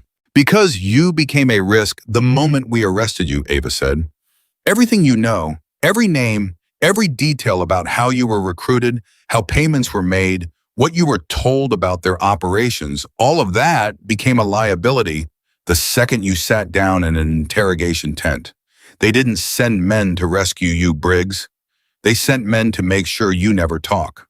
Briggs stared at her, and something in his expression shifted the last fragile illusion he'd been clinging to, finally collapsing entirely. I thought maybe, I don't know what I thought, that they still needed me, that there was some kind of loyalty. There's no loyalty in what you were part of, Ava said. Only utility. You stopped being useful to them, and now you're a liability, and liabilities get eliminated. That's the entire philosophy of the people you were selling secrets to. Do you understand that now? Briggs nodded slowly, tears still tracking down his face, and for the first time since his arrest, something in his posture shifted from fear into something closer to resolve. Then I want to tell you everything, he said. Not because I'm scared, though God knows I am, because I want them to lose. I want whatever they're planning to fail completely. If that's the only thing I can still do right in this entire mess, then I want to do it. Ava studied him for a long moment, weighing the sincerity in his broken voice against the memory of the man who had mocked her mercilessly just days before, and found somewhat to her own surprise that she believed him. Then start talking, she said. Everything, every detail, no matter how small it seems. Over the following hour, Briggs poured out details with the desperate thoroughness of a man trying to purchase some measure of redemption through information. Names he'd heard in passing, descriptions of meeting locations, details about how payments had been transferred through a network of intermediaries designed to obscure the ultimate source of the money. And near the end, a detail that made Ava's blood run cold with sudden terrible clarity. He mentioned once, Briggs said that this whole operation, the network across multiple bases, wasn't really about disrupting supply lines or gathering intelligence for its own sake. He said it was building towards something bigger. A single operation coordinated across every base they'd compromised, planned for a specific date he never told me. He called it, and I remember this exactly because it stuck with me, he called it the convergence. Foster, who had entered partway through the confession and stood listening in tense silence, stepped forward, now his expression grim. Did he give any indication of timing? Any date, any window? Briggs shook his head. Only that it was close. Weeks, not months. He seemed eager, like something was accelerating faster than even he expected. Ava exchanged a look with Foster, and in that shared glance passed the full, terrible understanding of what they were now facing. This wasn't isolated sabotage anymore. This wasn't even a regional network of compromised assets feeding information for money. This was the early architecture of something coordinated, patient, and dangerously close to execution, something that reached across multiple bases and had already proven willing to sacrifice 5 Marines as nothing more than a demonstration of capability. We need to get this information up the chain immediately, Foster said. Every base with a suspected compromise needs to be alerted. And we need to move faster than they expect, Ava added. They already know their ambush failed. They already know Briggs survived the attempt on his life. Whatever timeline they had for the convergence, I'd bet everything I have that they're going to accelerate it now, not slow down, because the longer they wait, the more time we have to unravel this entire network. Foster nodded grimly and moved toward the radio to begin the process of escalating this information to a level far above his own command authority, leaving Ava alone with Briggs for one final quiet moment. Thank you, she said, and meant it despite everything. Don't thank me, Briggs said, his voice hollow. I got 5 men killed because I was greedy and stupid and let someone convince me that ignorance made me innocent. Nothing I say now undoes that. I just don't want to add more names to that list if I can help it. Ava rose to leave, but paused at the tent flap, looking back at the broken man who had spent his first days on this base tormenting her without mercy and had, through some strange and terrible turn of events, become the key to unraveling something far larger than either of them had first understood. For what it's worth, she said, echoing his own words back to him from the previous night. The man who tried to kill you tonight thought you were worthless. I think you just helped save people you'll never meet. That's not nothing, Briggs. Hold on to that, whatever happens next. She left him there alone with his thoughts and his guilt and walked back out into the cool night air, where the base was still buzzing with the aftermath of the attack, medics tending the wounded guard Marines, securing the breach in the perimeter fence. The entire camp humming with a tension that hadn't existed 24 hours earlier, when the biggest concern anyone had was whether the new female sniper could actually shoot. Ethan found her standing near the perimeter, staring out into the darkness beyond the wire, with an intensity that told him her mind was already 3 steps ahead of everyone else's. You okay? He asked. I'm thinking, Ava said, about how an organization patient enough to run a 6-week operation just to identify me as a threat, disciplined enough to send trained operators to silence their own informant rather than risk exposure, and coordinated enough to run this kind of network across multiple bases is not the kind of enemy that gives up just because 2 attempts have failed. You think they'll try again? I know they'll try again, Ava said. The only question is when and whether we'll be ready for it when they do. As if in answer to her words, a runner burst from the command tent, sprinting toward them with the particular urgency that Ava had learned over the past 2 days always preceded terrible news. Sergeant Mitchell, Captain, wants you immediately. Priority signal just came through from command. Ava exchanged a glance with Ethan before following the runner at a jog, her mind already racing through possibilities, none of them good. She found Foster inside the command tent, his face illuminated by the pale glow of a secure terminal, an expression on his face that combined disbelief with something close to dread. "What is it?" Ava said, not bothering with preamble. Foster turned the screen toward her without a word, and Ava's eyes scanned the intercepted communication that command had flagged as priority forwarded through channels that suggested this information had traveled up and down the chain of command faster than almost anything she'd seen in her career. The message was brief, encrypted, only recently decoded, originating from a source designation that made Foster's hands visibly tighten on the edge of the desk. Confirm Mitchell neutralization failed. Escalate to phase 2. Convergence timeline move forward. All assets execute within 72 hours. Ava read it twice, feeling the full weight of those words settle over her, with a clarity that erased any lingering doubt about the scale of what they were facing. 72 hours, she said quietly. That's what it says. Foster confirmed, his voice tight with barely controlled tension. Whatever this convergence operation is, whatever they've been building toward across multiple compromised bases, they've just moved the timeline up specifically because you survived, specifically because their attempt on Briggs failed. Which means, Ava said, her mind already racing 3 steps ahead, calculating planning. We don't have weeks to unravel this network piece by piece through careful investigation. We have 3 days to identify every compromised asset, every planned target, and stop something that's already been in motion for months before we even knew it existed. Foster looked at her, and in his expression, Ava saw not just the fear of a commander facing an impossible timeline, but something else, something that had been building since the moment she'd fired that first shot on the range and shattered every assumption anyone on this base had made about her. Command wants you specifically, he said slowly, coordinating the counter-operation. Not just here, across every base flagged as potentially compromised. Why me? Because Foster said, you're the only person who's proven it twice now that you can see what everyone else misses until it's almost too late. And because whoever's running this network already considers you enough of a threat to escalate their entire timeline just to deal with you. He paused, meeting her eyes with grim, unflinching honesty. They're afraid of you, Ava. That fear just accelerated a plan that was supposed to take months into something happening in 72 hours. That makes you dangerous to them, but it also makes you exactly what we need right now. Outside the command tent, the base continued its restless preparations through the darkness. Marines reinforcing the breach perimeter, medics finishing their work on the wounded, the entire camp humming with the particular electric tension that comes before something far larger than anyone had anticipated. And somewhere beyond the wire, in locations scattered across bases Ava had never visited, and faces she had never seen, a network built on patience and betrayal was accelerating toward a convergence that would either be stopped in the next 72 hours or would unleash something far more devastating than a single ambush in a single quiet valley. Ava looked at the countdown now ticking silently in her mind, 72 hours narrowing with every passing minute, and felt the old familiar calm settle over her. The same stillness that had carried her through 5 confirmed eliminations in the chaos of that valley firefight.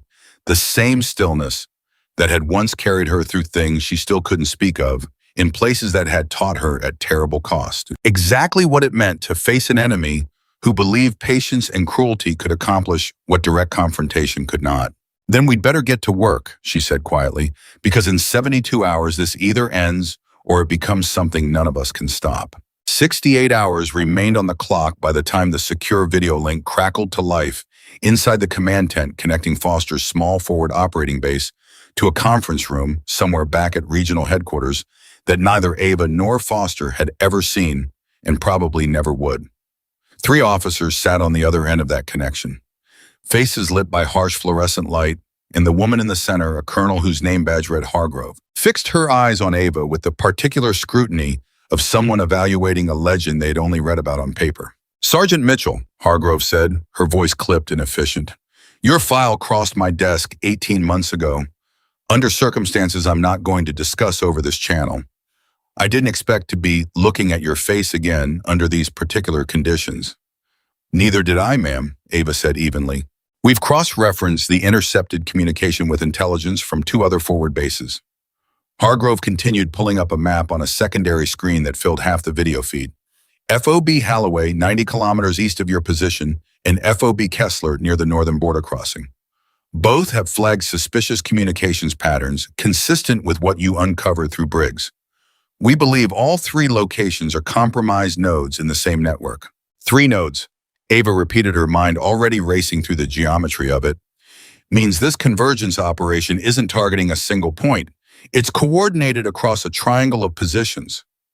"That's our assessment as well," Hargrove said, "which is precisely why Command wants you coordinating this response personally. You're the only operator who's demonstrated the ability to identify this network's methodology before it strikes, not after." Foster shifted beside her. "Ma'am, with respect, Sergeant Mitchell is one operator. If this network is executing simultaneous operations across 3 bases in the next 68 hours, she can't physically be in 3 places." "She won't need to be," Hargrove said. "We're deploying rapid response teams to Halloway and Kessler within the next 6 hours, briefed on everything you've uncovered here.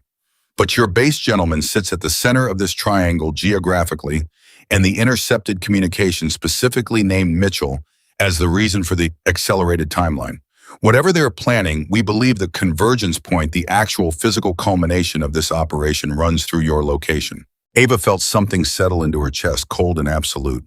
The particular clarity that came whenever a mission stopped being theoretical and became something with a face and a location and a countdown. "Define convergence point," she read. "Are we talking about another ambush, a direct assault on the base itself?" Hargrove's expression tightened, and for a moment something like genuine uncertainty flickered across her composed features. "Honestly, Sergeant, we don't know yet. The terminology in the intercepted traffic is deliberately vague, consistent with an organization sophisticated enough to compartmentalize its own communications. What we do know is that whatever happens in 72 hours 68 now was originally planned to happen with far more preparation time. You force their hand. That makes their execution potentially sloppier, but it also makes it far more dangerous because desperate organizations under compressed timelines tend to favor overwhelming force over precision." The video feed flickered briefly before Hargrove continued. "I'm authorizing full intelligence sharing between your position and the other 2 flag bases effective immediately. Captain Foster, you'll have expanded authority to reallocate base resources as Sergeant Mitchell advises. This comes from 3 levels above my own desk, so I'd suggest you both understand the weight being placed on this." The call ended, and the tent fell into a heavy silence, the kind that pressed down on both of them with the particular weight of impossible timelines and incomplete information. 68 hours, Foster said, finally rubbing a hand over his face. "To stop something we don't even fully understand spread across 3 locations executed by people desperate enough to kill their own informant rather than risk exposure. Then we stop treating this like a mystery to be solved slowly," Ava said, already moving toward the terrain map, her mind narrowing into the same focused calm that had carried her through the valley firefight. "And we start treating it like a countdown to be beaten." She spent the next 2 hours combing through everything Briggs had provided, cross-referencing it against base log supply, manifest personnel rotations, anything that might reveal the shape of what was coming. Ethan worked beside her, running searches through the base's communication records at her direction. His exhaustion visible, but his focus unshakable, driven by the same grim determination that had settled over the entire camp since the attack on the detention tent. "Ava," he said suddenly, pushing a printed log across the table toward her. "Look at this. Fuel requisitions. Someone's been pulling extra diesel allotments for the last 3 weeks, small amounts each time, never enough to trigger an audit flag. but it adds up to almost double what the base's actual vehicle usage should require. Ava studied the numbers, her pulse quickening. Who authorized the requisitions? Ethan traced his finger down the column, and his face went pale when he reached the signature line. Corporal Daniels, motor pool. Get him here, Ava said. Now before word spreads that we're looking at requisition logs. But when the MPs went to retrieve Corporal Daniels from the motor pool 20 minutes later, they returned with grim faces and empty hands. He's gone, the lead MP reported to Foster. Nobody's seen him since this morning. His personal gear is missing from his bunk. Ava's blood ran cold. He knew we were closing in. Or he was never planning to stay for the convergence at all, Foster said grimly. Which means whatever's being planned, Daniels already knew enough to run before it happened. Ava turned back to the fuel logs, her mind racing through the implications. Extra diesel accumulated slowly to avoid detection. That's not for routine base operations. That's staging fuel for something mobile. Vehicles generators, something that needs sustained power or transport beyond normal capacity. For what purpose? I don't know yet, Ava admitted, but I intend to find out before those 60-some hours run out. She walked the motor pool herself an hour later, moving through rows of vehicles and equipment with the same methodical attention she'd once given the base's perimeter fence, searching for anything that felt wrong, anything that didn't belong. Ethan trailed a half step behind her, watching her work with the quiet fascination that had never fully faded since her first morning on this base. It was in the back corner of the motor pool behind a row of decommissioned trucks that hadn't run in months that Ava found it. A tarp weathered but not weathered enough, covering something bulkier than the empty crates it was supposed to be hiding among. She pulled the tarp back and felt her stomach drop. Beneath it sat 3 modified fuel drums wired together with a crude but functional detonation system, enough explosive material to level a significant portion of the base's central operations area. Foster. Aviva's voice cut through the motor pool like a blade. Foster, get EOD out here immediately. We have a device. The next 20 minutes passed in a blur of controlled chaos. The base's explosive ordnance disposal team working with careful, deliberate precision to render the device safe, while Ava and Foster stood at a safe distance, watching the weight of how close this had come settling over both of them like a physical pressure. If we hadn't found the fuel discrepancy, Foster said quietly, if Daniels hadn't been sloppy enough to leave a paper trail. He wasn't sloppy, Ava said, cutting him off. He was rushed. This whole network is rushed, now moving faster than they planned because their original timeline got compressed. Rushed people make mistakes. That's the only reason we're standing here instead of digging through rubble. But even as the EOD team confirmed the device disarmed and safe, Ava's mind was already racing 3 steps ahead because a bomb hidden in the motor pool didn't fit the pattern of a coordinated multi-base convergence operation. It felt smaller, more desperate, more personal. This wasn't the main event, she said slowly, almost to herself. Foster turned to look at her. What do you mean? An organization patient enough to run a 6-week operation, disciplined enough to coordinate across 3 bases, doesn't rely on a single crude device hidden under a tarp as their primary weapon. This feels like a contingency, a fallback plan. Daniels was supposed to trigger, if things went wrong before the actual convergence, something to create chaos and cover his own escape. So the real operation is still coming. The real operation, Ava said, is still coming, and now they know we found this device, which means they know we're getting closer than they can afford to let us get. As if summoned by her words, a runner burst into the motor pool area, breathless, holding a radio handset out toward Foster with visible urgency. Sir Captain, we've got contact from FOB Holloway. Priority traffic, they're requesting immediate consultation with Sergeant Mitchell. Foster and Ava exchanged a look before moving quickly toward the command tent, where a secure connection had already been established with a young captain on the other end, whose face showed the same particular strain that had settled over Foster's own features over the past 2 days. Sergeant Mitchell, the captain said without preamble, we intercepted communications suggesting our compromised asset here at Holloway has been feeding information about a scheduled personnel rotation. A transport convoy carrying senior officers is scheduled to move through our sector in 41 hours. We believe that convoy may be a target. Ava's mind raced through the geometry of the situation, the timeline, the pattern established by the Valley ambush. Cancel the rotation. We're trying, the captain said, frustration evident in his voice. But the officers scheduled for that rotation include a brigade-level briefing that command is reluctant to postpone without concrete proof of a specific threat, not just pattern analysis. Then get them proof, Ava said sharply. Pull every communication from your compromised asset over the last month, cross-reference timing with convoy schedules, find the same signature we found here. Timed calls before route confirmations patterns that don't match innocent explanations. We're working on it, the captain said, but we don't have anyone with your specific expertise in reading these patterns. That's actually why I'm calling. Command wants to know if you can review our data remotely, help us identify what we might be missing. Ava glanced at Foster, who nodded slightly. Already understanding the impossible math of the situation, 60-some hours, 3 bases, 1 operator, whose instincts had proven sharper than anyone else's, and now being asked to divide that focus across locations she'd never seen. Send everything you have, Ava said. I'll review it as fast as I can, but Captain, I need you to understand something. I can help you identify patterns, but I can't be physically present to respond if something goes wrong at your location. Whatever defensive posture you're planning needs to stand on its own. Understood, the captain said. And Sergeant, thank you. Word about what happened in your valley has already traveled. A lot of people are grateful someone with your instincts is looking at this. The call ended, and Ava immediately buried herself in the data streaming in from Holloway, cross-referencing it against everything she'd already learned from Briggs and the fuel discrepancy at her own base. Hours blurred together, the tent lit only by the glow of screens and a single lantern.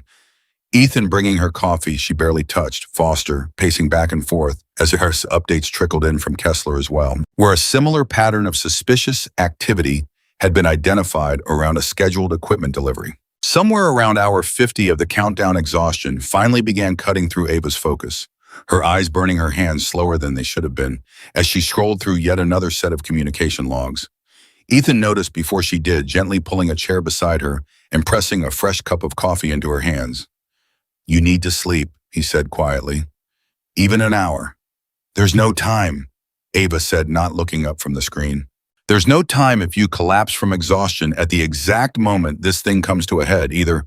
Ethan pressed his voice, carrying a gentleness that had grown between them over these past several days, something neither of them had fully acknowledged, but both of them felt. You're the sharpest instrument this operation has right now.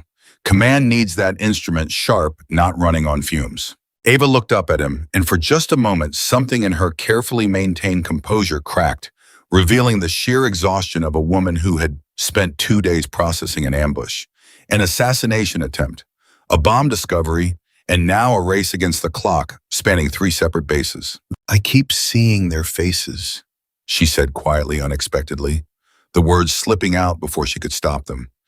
The Marines from the convoy. I got there in time to stop it from being worse. I didn't get there in time to stop it from happening at all. Ethan was quiet for a moment, absorbing the rare vulnerability she'd just shown him. You saved 11 men who would have died if you hadn't been on that ridge, he said finally. I know that doesn't erase the 5 you couldn't save. I don't think anything ever will, not completely. But you have to let yourself hold both things, Ava. The failure and the save. Otherwise, this job will hollow you out from the inside, and I've seen that happen to good people before. Ava studied him for a long moment, something shifting behind her eyes, and for the first time since arriving on this base, she allowed herself to simply be tired in front of another person without armor, without deflection. Thank you, she said quietly. For what? For seeing me as a person instead of a legend, or a threat, or a tool in someone else's operation, Ava said. Everyone else on this base has needed me to be one of those 3 things since the moment I arrived. You're the only one who's just talked to me like I'm a person who happens to be good at a very specific, very terrible job. Ethan smiled faintly, though exhaustion and grief still shadowed his expression. You are a person, Ava. A pretty remarkable one. Try to remember that when this is over. The moment was interrupted by Foster's voice calling from across the tent, sharp with sudden urgency. Ava, you need to see this. She crossed to his terminal immediately, and what she saw there sent ice through her veins all over again. A new intercepted communication, this one originating from a signal much closer than the previous transmissions, close enough that the analysts flagged it as originating from within a 15-kilometer radius of their own base. Mitchell review confirmed. Recommend acquisition attempt before convergence. Extraction team inbound. Acquisition, Ava said, slowly reading the word again, as though repetition might change its meaning. They're not planning to kill me anymore. They're planning to take you, Foster said, his voice tight with barely controlled alarm. Whatever value they've assigned you after watching you dismantle 5 prepared positions and identify their operative here, they've apparently decided you're worth more alive than dead. When Ava asked, though some part of her already suspected the answer would be worse than she wanted to hear, Foster checked the timestamp against the timeline they'd been tracking. The message is barely 20 minutes old. If they've got an extraction team already inbound, they could be here within the hour. Ava finished her mind, already racing through defensive options, escape routes, the terrible calculus of an enemy who no longer wanted to eliminate her, but capture her, which meant their tactics would shift entirely, favoring restraint over lethal force, at least toward her specifically. We need to move you to a secure location, Foster said immediately. Get you off this base entirely until we can coordinate a proper response. No, Ava said, the word coming out with absolute immediate certainty. Ava, this isn't the time for... Think about it, Foster, she said, cutting him off. If I disappear from this base right now, hidden away somewhere they can't reach me, what happens to the convergence timeline? What happens to Holloway, to Kessler, to whatever this network has planned across 3 locations in the next 50 hours? Running me to safety doesn't stop this operation. It just removes the one advantage we currently have, which is they think I'm valuable enough to risk an extraction attempt on a defended military base. Ava said, her mind already turning the terrible math of the situation into something resembling an opportunity. That's overconfidence, and overconfidence creates mistakes. If they're sending an extraction team here specifically for me, that team is going to try to breach this base's security, which means we get another chance to capture someone alive. Someone who might know more about this convergence operation than Briggs ever did. Foster stared at her, torn between the tactical logic of her argument and the simple human fear of watching her deliberately position herself as bait for an enemy team specifically hunting her. This is exactly what Command warned us about, he said finally. You becoming a target specifically because you're too valuable to lose and too effective to leave unchallenged. Then let's use that, Ava said. Let's turn their overconfidence into their downfall, the same way it happened with the convoy ambush. They came into us once with overwhelming coordinated force and lost 5 positions to a single sniper they didn't respect. Now they're coming for me specifically with what's probably a small specialized extraction team, moving fast, moving quiet, expecting to catch me off guard because they think a woman they initially dismissed as beneath serious consideration won't anticipate being hunted like prey. Something in Foster's expression shifted the tactical officer in him, finally overriding the protective instinct that had briefly taken hold. What do you need? I need this base to look exactly like it did an hour ago, Ava said. No visible increase in security. Nothing that would tip off an extraction team doing reconnaissance before their approach. But I need you to quietly reposition your best Marines into overwatch positions around my usual movements, my quarters, the paths I typically walk. And I need Ethan running communications intercept, watching for any local chatter that might indicate the extraction team coordinating their approach. And you, Pam, Foster asked.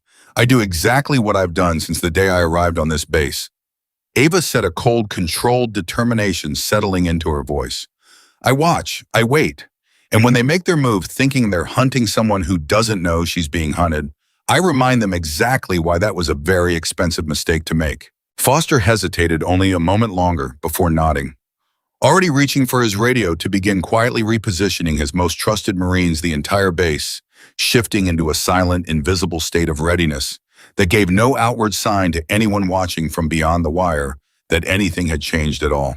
Ava spent the next several hours moving through her normal routine with deliberate practiced calm, walking her usual paths, checking her equipment, appearing to any observer exactly as unguarded and unaware as she had every previous day on this base.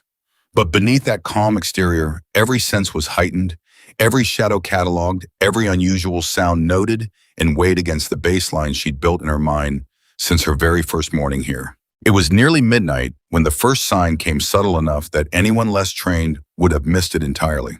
A brief flicker of movement along the tree line beyond the northern perimeter, gone almost as soon as it appeared, the kind of momentary lapse in discipline that even well-trained operators sometimes made when they believed themselves unobserved. Ava keyed her concealed radio, her voice a whisper. Movement northern tree line approximately 200 meters. Possible reconnaissance element. Foster's voice came back immediately equally quiet. Copy, holding position, waiting for full approach before engaging. Don't want to spook them into aborting before we can identify their full strength. The wait that followed stretched Ava's nerves tighter than almost anything she'd experienced since arriving on this base. The discipline required to remain visibly relaxed, while every instinct screamed at her to move, to prepare to meet the threat head-on, rather than waiting for it to fully commit. But she had learned across years she still refused to speak of openly that patience in moments like this was the difference between capturing an enemy with valuable intelligence and simply killing shadows in the dark. Learning nothing, gaining nothing beyond another body count that solved none of the larger problem, still ticking down toward convergence. 40 minutes later, the extraction team made their move. 4 figures moving with the same disciplined, professional coordination Ava had observed in the men who'd attacked the detention tent, converged toward her quarters from 2 directions, simultaneously, clearly briefed on the layout of the base, clearly confident that their approach was going undetected. They were wrong. The moment the lead figure crossed the threshold Foster's Marines had quietly established as their engagement line, floodlights snapped on across the entire sector, and Ava's voice cut through the sudden brightness with absolute authority. Drop your weapons, you are surrounded. There is no extraction, there is no escape, this ends now. For one suspended electric moment, nothing happened. The 4 figures frozen in the sudden light, clearly recalculating an operation that had just collapsed from careful precision into exposed vulnerability. Then one of them moved, reaching for something at his hip, and Ava's rifle spoke first, the round taking him in the shoulder before his weapon ever cleared its holster. The impact spinning him to the ground with a cry of pain that shattered whatever remaining discipline held the operation together. The other 3, faced with overwhelming force and the sudden devastating realization that their target had known they were coming, dropped to their knees with hands raised. The fight draining out of them in the face of Marines converging from every direction with weapons trained and voices sharp with command. Within minutes, all 4 were secured, 1 wounded but stable, the other 3 unharmed but thoroughly, completely defeated. Ava approached the wounded man slowly, her rifle still trained on him, even as medics moved to treat his injury, and something in his eyes, defiant but also afraid, told her they had just captured someone who knew far more than Briggs ever had. You should have stayed away, she said quietly. The man said nothing, his jaw clenched tight against the pain of his wound, and Ava suspected against whatever loyalty or fear kept him from speaking even now. He won't talk easily, Foster said, arriving beside her, surveying the captured team with grim satisfaction, mixed with the sober understanding that this victory, however significant, was only one piece of a much larger puzzle still racing toward its deadline. He won't need to talk easily, Ava said. Just enough, and we have less than 50 hours to make that happen. As the captured team was led away toward secure holding, Ava allowed herself a single brief moment to feel the weight of what had just happened settle over her, the terrible, undeniable confirmation that she was now a specific named target for an enemy sophisticated enough to attempt an extraction on a fortified military base, and skilled enough that only careful planning and the element of surprise had prevented that extraction from succeeding. Ethan found her standing alone near the edge of the now illuminated engagement zone, and something in his expression carried both relief and a lingering fear that hadn't yet found its way to fade. You're okay, he said, and it wasn't quite a question. I'm okay, Ava confirmed. They came for you specifically. An entire extraction team just for you. Yes, Ava said simply. Ethan was quiet for a moment, processing the reality of just how close this had come, how thin the margin between success and catastrophe had truly been. Doesn't that terrify you? Knowing there's an organization out there patient enough, resourced enough to send trained operators after one person. Ava considered the question seriously, watching the wounded extraction team member being loaded onto a stretcher, watching Foster already coordinating the interrogation that would begin the moment medical clearance allowed it. It should terrify me, she admitted quietly. Maybe some part of it does, but mostly what I feel right now is something closer to clarity. They just showed us exactly how much they fear what I might discover if left unchecked. That fear is information, Ethan. And in less than 50 hours, we're going to use everything we've learned tonight to make sure their fear was completely justified. Somewhere beyond the base perimeter, in locations Ava couldn't yet see, and faces she had never encountered, the network's leadership was already receiving word that their extraction attempt had failed catastrophically. 4 operators captured or wounded their target more prepared and more dangerous than any assessment had predicted. And in that moment of realization, somewhere far beyond the reach of Ava Mitchell's rifle or Captain Foster's command authority, a decision was already crystallizing about what would happen next.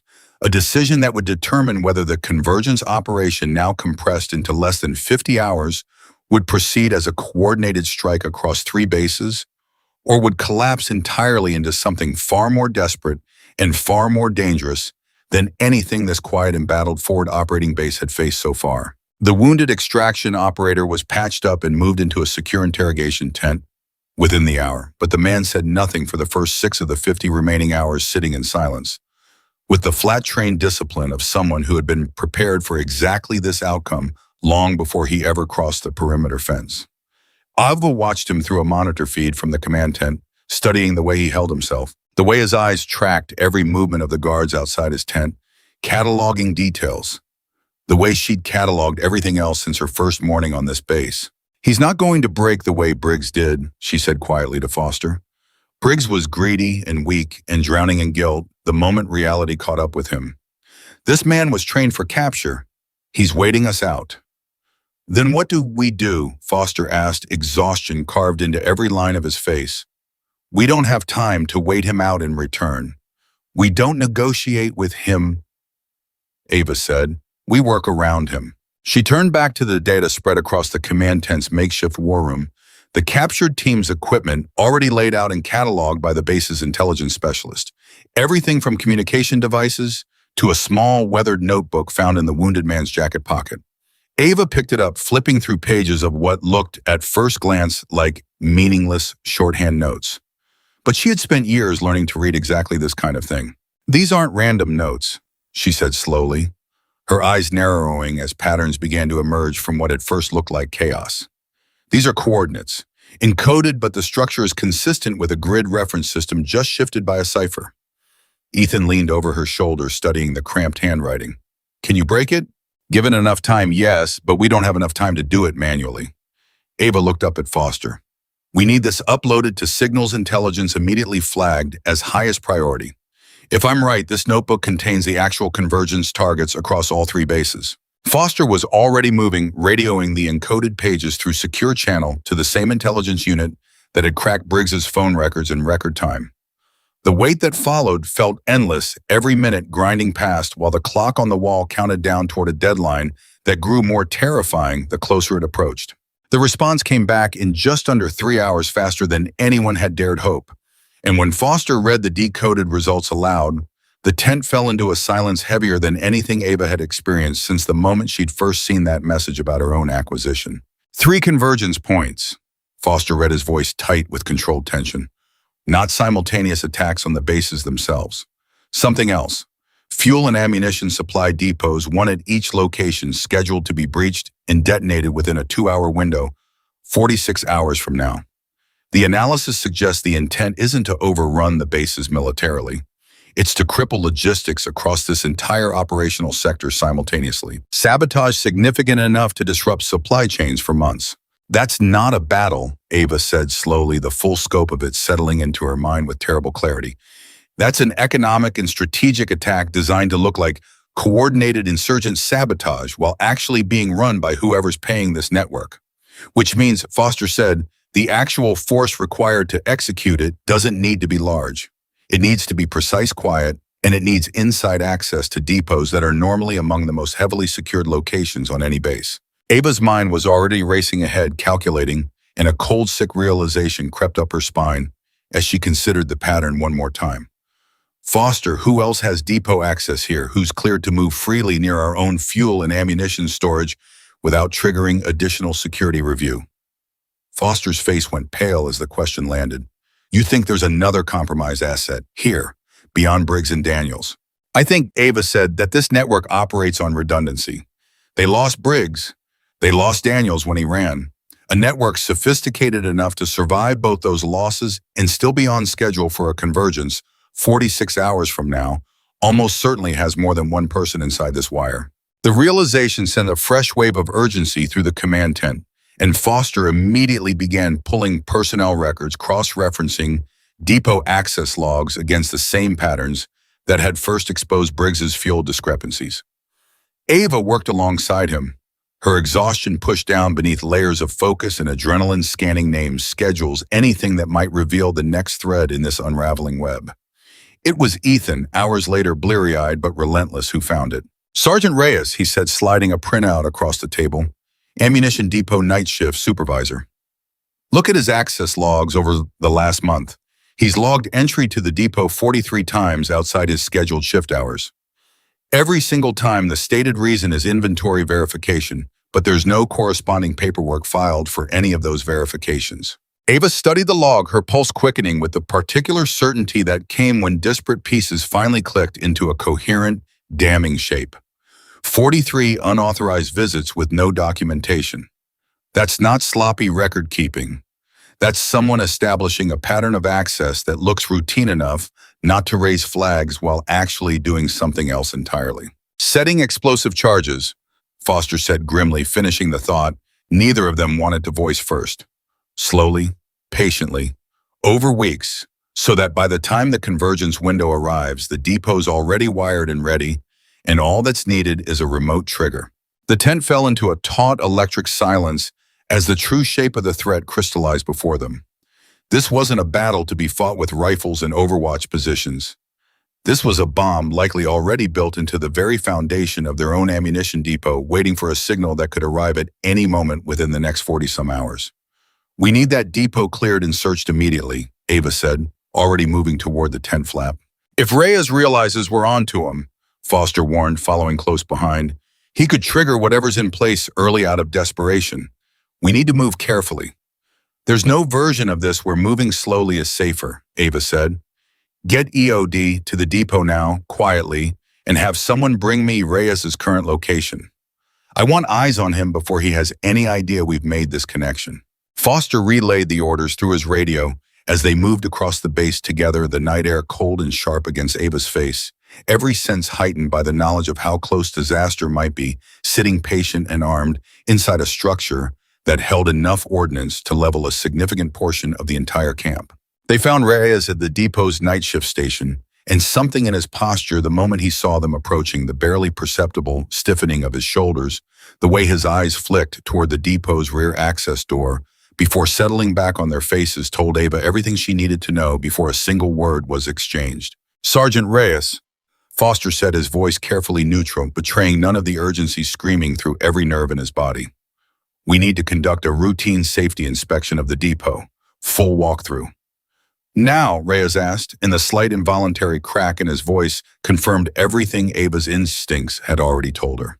"It's the middle of the night, Captain. We've got live ordnance in there. Wouldn't it make more sense to schedule this for—" "Now," Ava said, stepping forward, her eyes locked on his with an intensity that made him visibly flinch.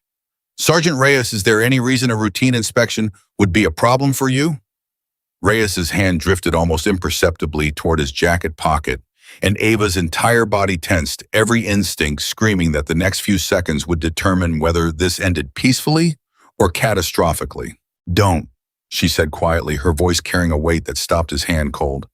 "Whatever you are reaching for, Sergeant, think very carefully about what happens next if you complete that motion." For a long, suspended moment, Reyes stood frozen, caught between whatever instructions he'd been given and the sudden, undeniable reality of two armed alert officers standing close enough to react to any move he made. Then slowly his shoulders sagged, the fight draining out of him in a way that reminded Ava painfully of Briggs's collapse just days earlier. "It's not what you think," he said, echoing words Ava had heard before from a different man in a different tent, but carrying the same hollow desperation. "Then explain it to me," Ava said. "Because right now what I think is that you've spent the last month wiring this depot to detonate, and if I'm wrong about that, I need you to prove it immediately." Reyes' silence was answer enough. 2 MPS arrived within minutes, and Reyes was secured without further incident, the fight having left him completely the moment his plan collapsed under the weight of Ava's certainty. EOD moved into the depot immediately, and what they found over the following 2 hours confirmed every fear that had been building since Ethan first flagged the access logs. A sophisticated network of charges wired throughout the depot's structure, connected to a remote detonation system designed to be triggered from a significant distance, sophisticated enough that the base's standard security sweeps had never detected it. 40 hours, Foster said, staring at the disarmed device with an expression that mixed profound relief with the sobering understanding of exactly how close this had come to catastrophic failure. If we hadn't found this in the next 40 hours, this depot and everyone within 100 meters of it would have been gone. But we did find it, Ava said, though she allowed herself no real relief because 2 of the 3 convergence points had now been identified and neutralized, but the third at Holloway remained an open, terrifying question mark.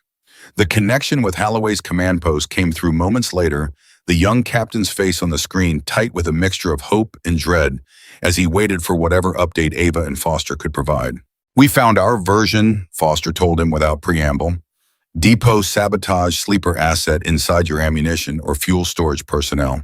Check anyone with unusual access patterns, extra hours logged without documentation, particularly focused on inventory tasks that don't correspond to actual paperwork."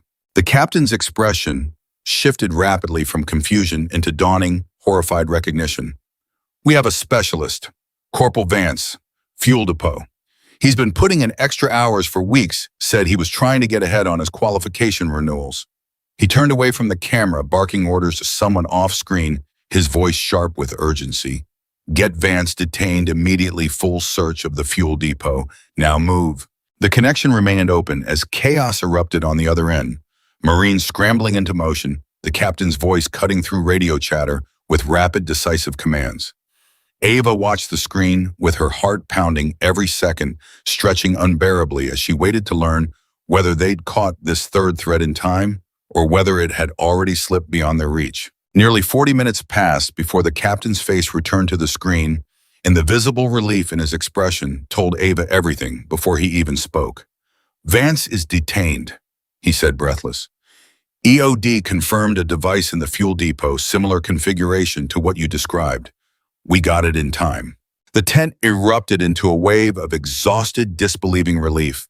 Foster sinking into a chair with his hands over his face, Ethan letting out a shaky breath he'd apparently been holding for several minutes. But Ava remained standing, her mind still racing, because 3 convergence points neutralized didn't mean the threat was over. It meant the network's physical infrastructure had been dismantled. It didn't mean the people behind it had been caught, and until the man Briggs had called Marcus, and whoever stood above him were identified and stopped, this entire operation could simply regroup and try again somewhere else sometime later, with lessons learned from every mistake that had led to tonight's failures. "This isn't over," she said quietly, cutting through the relief settling over the room.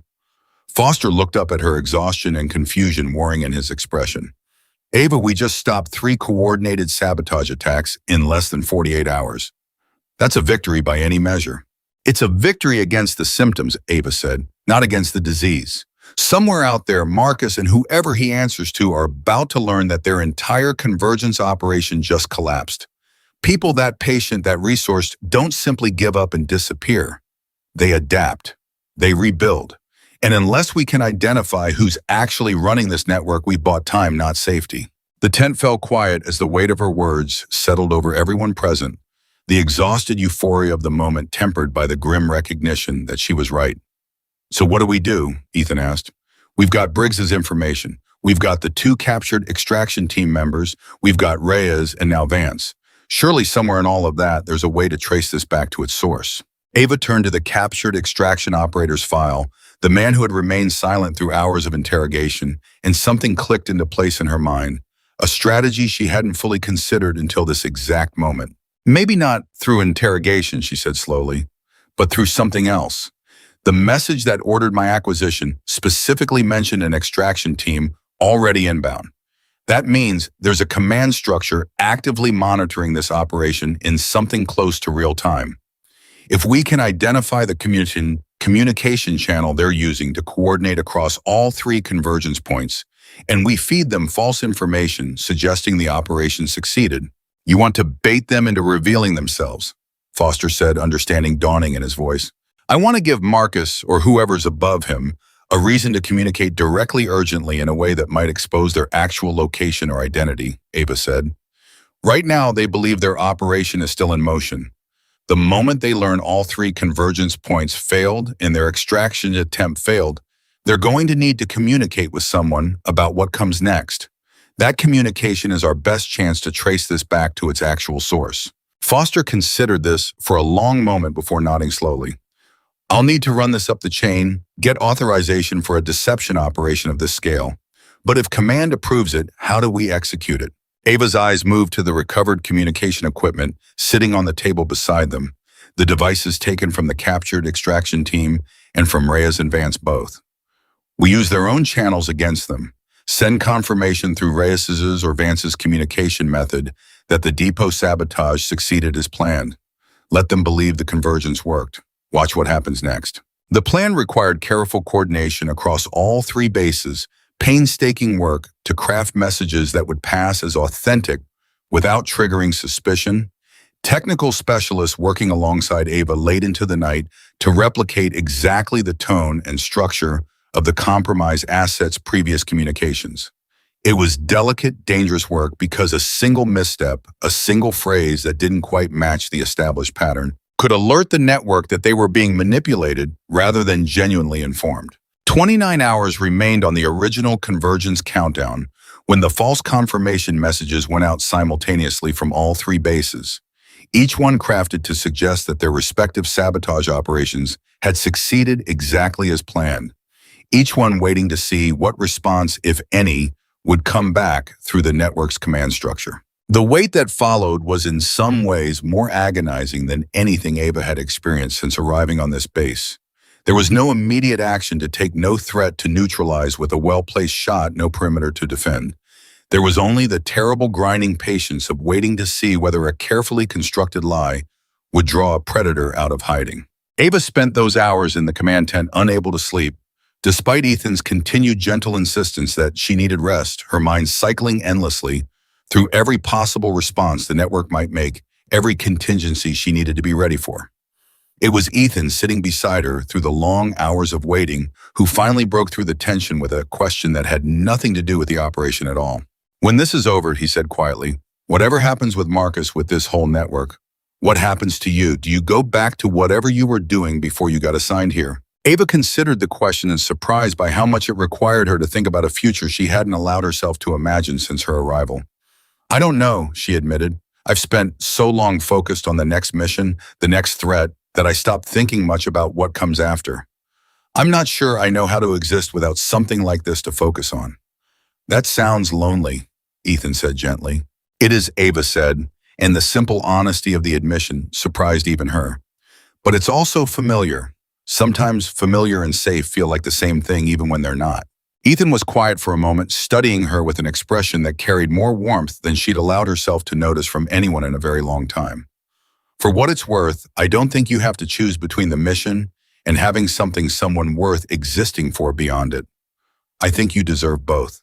Before Ava could formulate a response to that one that might have required examining feelings she'd kept carefully locked away for reasons that had nothing to do with this current crisis. The communication terminal across the tent erupted with an alert that snapped both of them immediately back into focus. We have a response, the signal specialist called out, his voice tight with urgency. Encrypted transmission originating from a fixed location, this time not the mobile pattern we saw before. They stayed in one place long enough for us to get a partial triangulation. Foster was at the terminal within seconds, Ava right behind him, both of them reading the intercepted message as it scrolled across the screen. Confirmation received. Convergence successful across all three targets. Proceed with Phase 3 payment structure. Coordinates for final settlement to follow. Phase 3, Ava repeated. There's more beyond the convergence. The triangulation, Foster said urgently, turning to the signal specialist. How precise? Narrowed to a compound approximately 30 kilometers south of our position, just across the regional border. Civilian registration, but flagged in previous intelligence sweeps as a suspected logistics hub for smuggling operations. The pieces clicked together in Ava's mind with terrible satisfying clarity. This whole network wasn't ideological. It was never about insurgency or territory. It's a criminal enterprise using sabotage as leverage or as a service for hire, and someone at that compound is the actual client or the actual controller waiting for confirmation before releasing payment. Foster was already reaching for the secure line to command, relaying the triangulated coordinates with the same urgency that had defined every hour of this exhausting, harrowing operation. We need authorization for a strike team immediately before they realize the convergence confirmation was false and go dark. The response from command came faster than Ava had dared hope, a combined strike force already being coordinated from a nearby forward staging area. Helicopters spinning up within the hour. Every piece of intelligence gathered across the past several days feeding into a single decisive operation aimed at the compound, believed to house the network's operational leadership. "You're coming," Foster said to Ava, not quite a question, as he checked his own gear with quick, efficient movements. "Try to stop me," Ava said, already moving toward her rifle case. The flight to the compound felt endless, despite lasting barely 20 minutes. The helicopter cutting low and fast across terrain. Ava had spent days studying on maps, but had never seen with her own eyes the tension inside the aircraft, thick enough that conversation felt unnecessary. Everyone locked into the particular silence that precedes violence. Nobody wants, but everyone understands is coming. The compound came into view exactly where the triangulation had suggested, a cluster of buildings that looked from above almost mundane, the kind of unremarkable structure that could hide in plain sight for months or years without drawing serious scrutiny. Exactly the kind of location a sophisticated criminal network would choose, specifically because it looked like nothing worth noticing. The strike team moved with practiced, brutal efficiency, breaching the compound's outer perimeter within minutes of touching down, and Ava moved with them, not in the primary assault element, but positioned for overwatch, her rifle trained on the compound's rooftops and windows, watching for exactly the kind of threat she'd spent her entire career learning to anticipate. Gunfire erupted almost immediately as the strike team encountered resistance, though nothing close to the organized, disciplined defense Ava had expected from a network this sophisticated. These were guards competent, but clearly unprepared for a full military strike force descending on their location with overwhelming force and complete surprise. Through her scope, Ava caught movement on the compound's second floor, a figure moving with purpose toward what looked like a communications room, clearly attempting to destroy evidence or alert someone before the strike team could reach him. She adjusted, tracking the movement, but held her fire, some instinct telling her this figure needed to be captured, not eliminated. "Second floor east side," she called into her radio. "Possible high-value target attempting to reach communications equipment. Requesting team redirect." The strike team adjusted their approach, immediately cutting through the compound's interior with speed that left the scattered resistance no time to regroup. And within minutes, Ava heard the confirmation crackle through her radio that the second-floor target had been captured alive. She made her way into the compound once the area had been declared secure, moving through rooms that told the story of an operation far more extensive than anything she'd fully anticipated. Computer equipment, financial records, communication logs spanning months of coordinated sabotage across a region far wider than the 3 bases they'd already identified. The captured man sat in what had clearly been his private office. Hands zip-tied, his face a mask of controlled fury and disbelief, and something in his bearing, his careful, measured stillness, even under capture, told Ava this was finally the man Briggs had called Marcus. "You're the one who's been running this," Ava said, stepping into the room. The man looked up at her, and recognition flickered across his features, something almost like grim admiration mixed with undisguised hatred. "Mitchell," he said, his accent carrying the careful precision Briggs had described. "I underestimated you. That was a mistake I don't often make." "You tried to have me killed," Ava said. "Then you tried to have me taken. Both times you underestimated exactly what you were dealing with." "So it seems," Marcus said, something almost like bitter respect in his voice. "For what it's worth, the offer that led to your attempted acquisition was genuine. Someone with your particular talents would have been extraordinarily valuable to our operation had you been willing."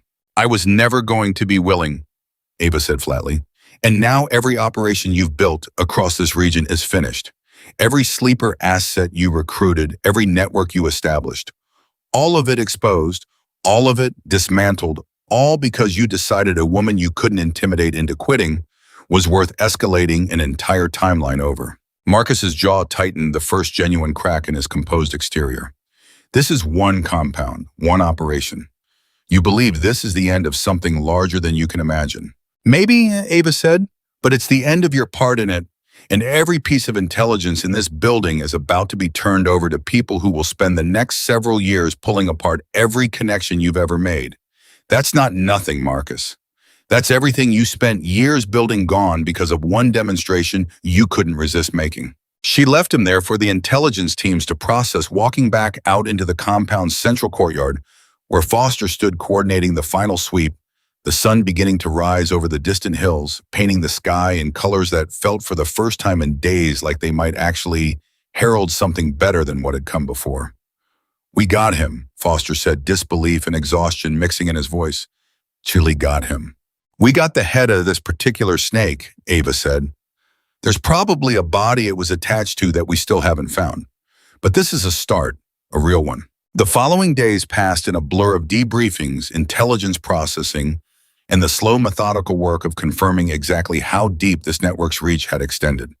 Briggs, in a final act of cooperation that would ultimately factor into his sentencing, provided additional testimony that helped intelligence analysts connect Marcus's compound to operations across an even wider swath of the region than initially suspected. Reyes and Vance, along with the surviving members of the extraction team, offered fragments of information that, pieced together, painted a picture of an organization that had operated with impunity for years before a single sniper's instincts had finally begun unraveling it thread by thread. Ava found herself in the quiet aftermath, standing once more at the edge of the base's perimeter fence, staring out at the same tree line she'd studied so carefully on her very first morning. Here, when she'd been nothing more to most of these Marines than an unwelcome curiosity, a woman they assumed didn't belong. Ethan found her there, as he so often had over these past intense transformative days, and for a long moment neither of them spoke, simply standing together in the comfortable silence that had grown between them since that very first awkward conversation in the supply tent. "Command's already talking about reassignment," Ethan said finally. "For you. Given everything that happened here, they're saying there are other networks, other regions that could use someone with your particular skill set." Ava considered this feeling the familiar pull of duty, of purpose, of the mission that had defined so much of her identity for longer than she could easily remember. "Probably," she said. "Do you want to go?" Ava turned to look at him. Really look at him, taking in the quiet steadiness that had never once wavered since the day she'd arrived. The kindness he'd shown her when almost no one else on this base had bothered to look past their assumptions. The simple, unwavering decency that had made him, without either of them fully acknowledging it, until now the one person she trusted completely. "I want," she said slowly, "to figure out what it means to want something beyond the next mission. I haven't let myself do that in longer than I can remember. But I think for the first time in a very long time, I might actually be ready to try." Ethan smiled, something warm and hopeful breaking through the exhaustion that had defined his face for days. "That sounds like a good place to start."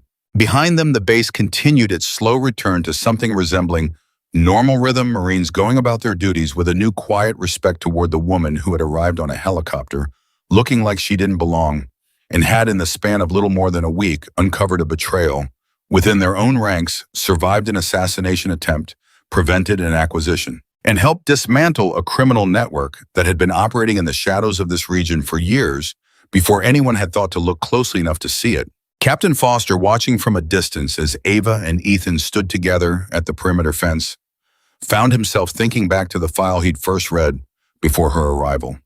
The redacted lines, the gaps in her service record that had once seemed like warning signs, and now felt like the quiet architecture of someone who had spent years sacrificing everything ordinary about her life in service of missions most people would never know existed.